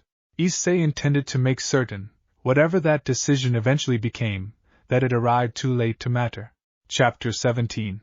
The council gathering point, when Issei finally saw it 3 weeks later, turned out to be a wide, ancient amphitheater carved into a mountainside deep within contested territory, older even than the obsidian court's own ruins, weathered stone worn smooth by centuries of wind and time. Korin had explained, during the careful, roundabout journey required to reach it undetected, that the site had once served as neutral ground for devil councils before the failure, a place old enough and significant enough that even the fiercest rival houses had once agreed to set aside their conflicts within its bounds. Fitting, in a way, Celine observed, as their small group descended toward the amphitheater's weathered floor, wings catching the pale morning light. We are attempting to rebuild something that existed once before, in a place that remembers what devils were capable of when they chose unity over isolated survival.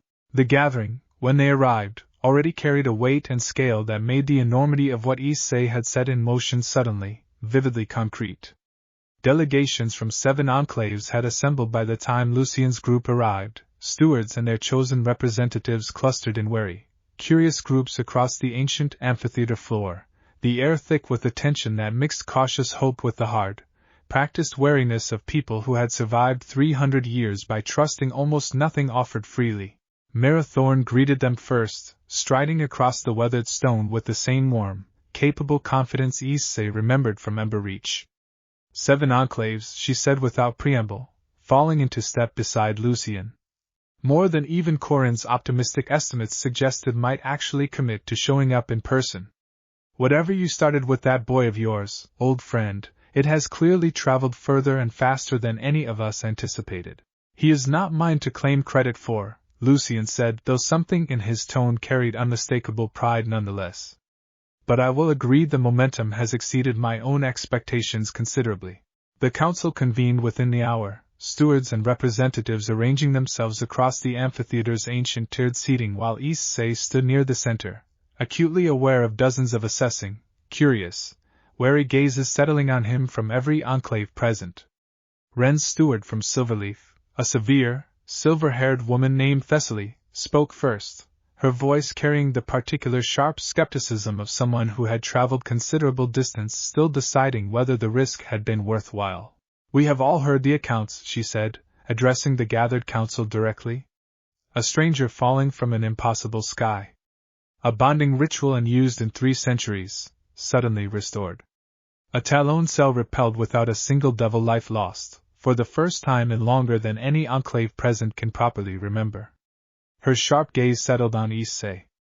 I have traveled considerable distance to see this proven directly, rather than simply relayed through increasingly embellished retellings. Will you show us, stranger, exactly what you have shown Emberreach and the Obsidian Court both? That's why I'm here, Issei said, meeting her gaze steadily. I'd rather you see it yourselves than take anyone's word for it, mine included. What followed occupied the better part of the day, careful, deliberate demonstrations conducted under the watchful, assessing eyes of 7 stewards and their gathered representatives, Celine explaining the underlying theory with the same measured precision she'd offered Mira weeks earlier, Issei bonding with volunteers from 3 different enclaves in succession, each demonstration met with the same startled, disbelieving wonder that had marked every previous showing, gradually shifting the room's cautious skepticism into something considerably more engaged. By evening, as the 3 moons began their familiar ascent over the ancient amphitheater, Thessaly approached Issei directly, her earlier sharp skepticism tempered now into something more thoughtful. I confess, she said, I arrived here prepared to find some clever trick, some limited demonstration that would not survive genuine scrutiny. I did not expect to watch 3 separate enclaves representatives leave that bonding circle carrying strength this world has not seen in 3 centuries. She studied him a moment longer. Silverleaf will commit. Cautiously, and with considerable preparation, but we will commit. I suspect, watching the reactions around this amphitheater tonight, we will not be the only enclave reaching that conclusion before this council concludes. She proved correct. Over the following 2 days, as the council continued its careful deliberations, 5 of the 7 attending enclaves formally committed to the growing alliance, each steward returning to their own territory with plans to begin bonding and training their own fighters using the theory Celine had spent the last month refining into something considerably more precise and reliable than the uncertain experiment it had begun as. The remaining 2 enclaves withheld formal commitment but agreed to continued dialogue, their caution tempered by genuine, visible interest rather than outright dismissal. On the council's final evening, Lucien called the assembled stewards together one last time, the ancient amphitheater's weathered stone catching the combined light of 3 moons and a dozen small fires scattered across its tiers. 300 years ago, he said, his voice carrying clearly across the gathered representatives, devils on this world lost more than simple magical strength. We lost the ability to act as anything larger than isolated, desperate survivors, each enclave clinging to its own narrow margin of continued existence, watching the others fall one by one without daring to risk what little we had left to help. He paused, gaze sweeping across the assembled faces, Myra's steady confidence, Thessaly's thoughtful resolve, the cautious hope visible even among representatives from enclaves still withholding full commitment. Tonight, for the first time since that failure, we have remembered something we should never have forgotten. That devils were never meant to face this world's cruelty alone. That whatever this stranger has offered us, the true strength it represents is not merely magical. It is the reminder that unity, however dangerous, however costly, has always been the thing our enemies fear most. A murmur of agreement rippled through the gathered council, fierce and determined despite the considerable danger still gathering somewhere beyond the amphitheater's ancient walls, and Issei, standing near the center of a gathering that had begun as a single desperate gamble and grown, in the space of a single month, into something considerably larger and more consequential than he had dared imagine possible, felt Drake's presence settle into something deep and quietly resolute within his chest. 5 enclaves, partner, the dragon murmured, with 2 more watching closely enough to likely follow before long. This world's choir command believed a month's cautious observation would be sufficient to judge whatever threat you represented. I suspect, watching what has unfolded across these last weeks, they have badly underestimated exactly how much can change when devils remember what they are capable of becoming, given even the smallest genuine chance. Then let's make sure they keep underestimating us for exactly as long as it takes to matter, Issei murmured back, watching the assembled stewards begin the practical, urgent work of coordinating what came next, 5 enclaves worth of hard-won hopes settling into place around him like the first genuine foundation this broken world's devils had built in 300 years. Around the amphitheater, the practical business of alliance continued late into the night, delegations exchanging contact protocols, agreeing on secure channels through which Corin's careful network could relay urgent word between territories now bound together by something considerably stronger than mere goodwill. Thessaly worked alongside Celine, comparing notes on Silverleaf's own diminished current against the theory that had already reshaped 2 other enclaves' fortunes, her earlier sharp skepticism now given over entirely to focused, engaged collaboration. Mira and Lucien conferred quietly near the amphitheater's edge, old friends turned unlikely architects of something neither had dared imagine possible even 2 months prior. Celine found him as the gathering finally began to disperse toward well-earned rest, her expression carrying the same quiet, determined warmth that had grown steadily more visible across the weeks since his arrival. 5 enclaves, she said softly, echoing his own private accounting. 1 month ago, I would not have believed this possible, however desperately I might have wished for it. We're not done, Issei said, watching the ancient amphitheater slowly empty around them, the weight of everything still ahead settling alongside the hard-won satisfaction of everything already accomplished. Choir Command's observation period is almost up. Whatever happens next, it's going to test everything we've built here a lot harder than one Talon cell did. I know, Celine said, and there was no fear in it, only steady, determined resolve. But we will face it together, 5 enclaves strong instead of 1, and I find, standing here tonight, that I believe that will be enough. She looked up at him, something warm and unguarded in her expression beneath the ancient amphitheater's mingled moonlight and firelight. Whatever comes next, Guardian, I am glad, more than I know how to properly express, that you fell out of that impossible sky and chose to stay. Me too, Issei said quietly, and together they turned to join the rest of the alliance, settling in for what little rest the coming days would allow. 5 enclaves worth of hard-won hopes standing steady beneath 3 watchful moons, ready, at last, to face whatever this broken world's oldest, most patient hunters decided to send against it next. Later, long after most of the amphitheater had settled into quiet, exhausted rest, Issei found himself unable to sleep, the enormity of the last month pressing too insistently against his thoughts to allow for easy stillness. He climbed to the highest tier of the ancient seating instead, looking out over the scattered fires and sleeping delegations below, and found Lucien already there, seated alone, gazing out at the same quiet scene with an expression Issei hadn't seen on the old steward's face before, something almost peaceful beneath the ever-present weight of responsibility. "Trouble sleeping, guardian?" Lucien asked, without turning. "Too much to think about," Issei admitted, settling onto the weathered stone beside him. "A month ago I woke up in a room I didn't recognize, on a world I never heard of, and now there are 5 enclaves out there planning to fight back against 300 years of being hunted. It's a lot to sit with." "It is," Lucien agreed. "I confess, some nights, I still find myself waiting to wake from it, half convinced this entire month has been some particularly vivid dream my exhausted mind conjured to make the grinding weight of decline more bearable." He glanced over, something searching in his weathered gaze. "Do you understand yet, truly, what you have done here? Not simply for the Obsidian Court, though that alone would have been more than any steward before me managed to secure. For every enclave now watching, deciding, hoping again for the first time in longer than most of their people can remember. I'm starting to," Issei said honestly. "It's bigger than I expected, when I told you I'd help, that first morning. I didn't think it all the way through to this. 5 enclaves. A council. An actual chance at changing something that's been broken for 300 years. Few of us ever think that far ahead, when we first commit to doing what feels right in the moment it is asked of us," Lucien said. "I did not, when I chose to bring you into that war room instead of locking you away to be studied first. I simply understood, watching you wake in that chamber, confused and uncertain but entirely unafraid of what I might ask of you, that this enclave could not afford to waste whatever chance you represented on excessive caution." A faint, tired smile touched his scarred face. "I am glad, every day since, that instinct proved correct."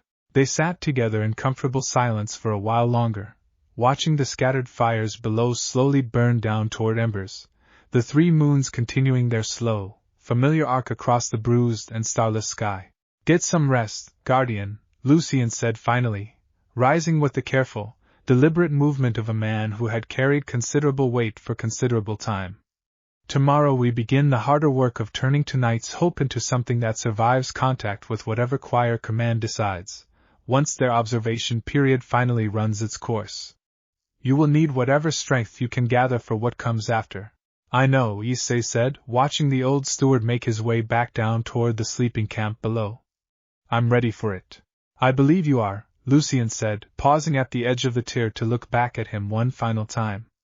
"That, more than anything else you have shown us these past weeks, is precisely why this alliance stands even the smallest chance of succeeding where 300 years of careful survival never could."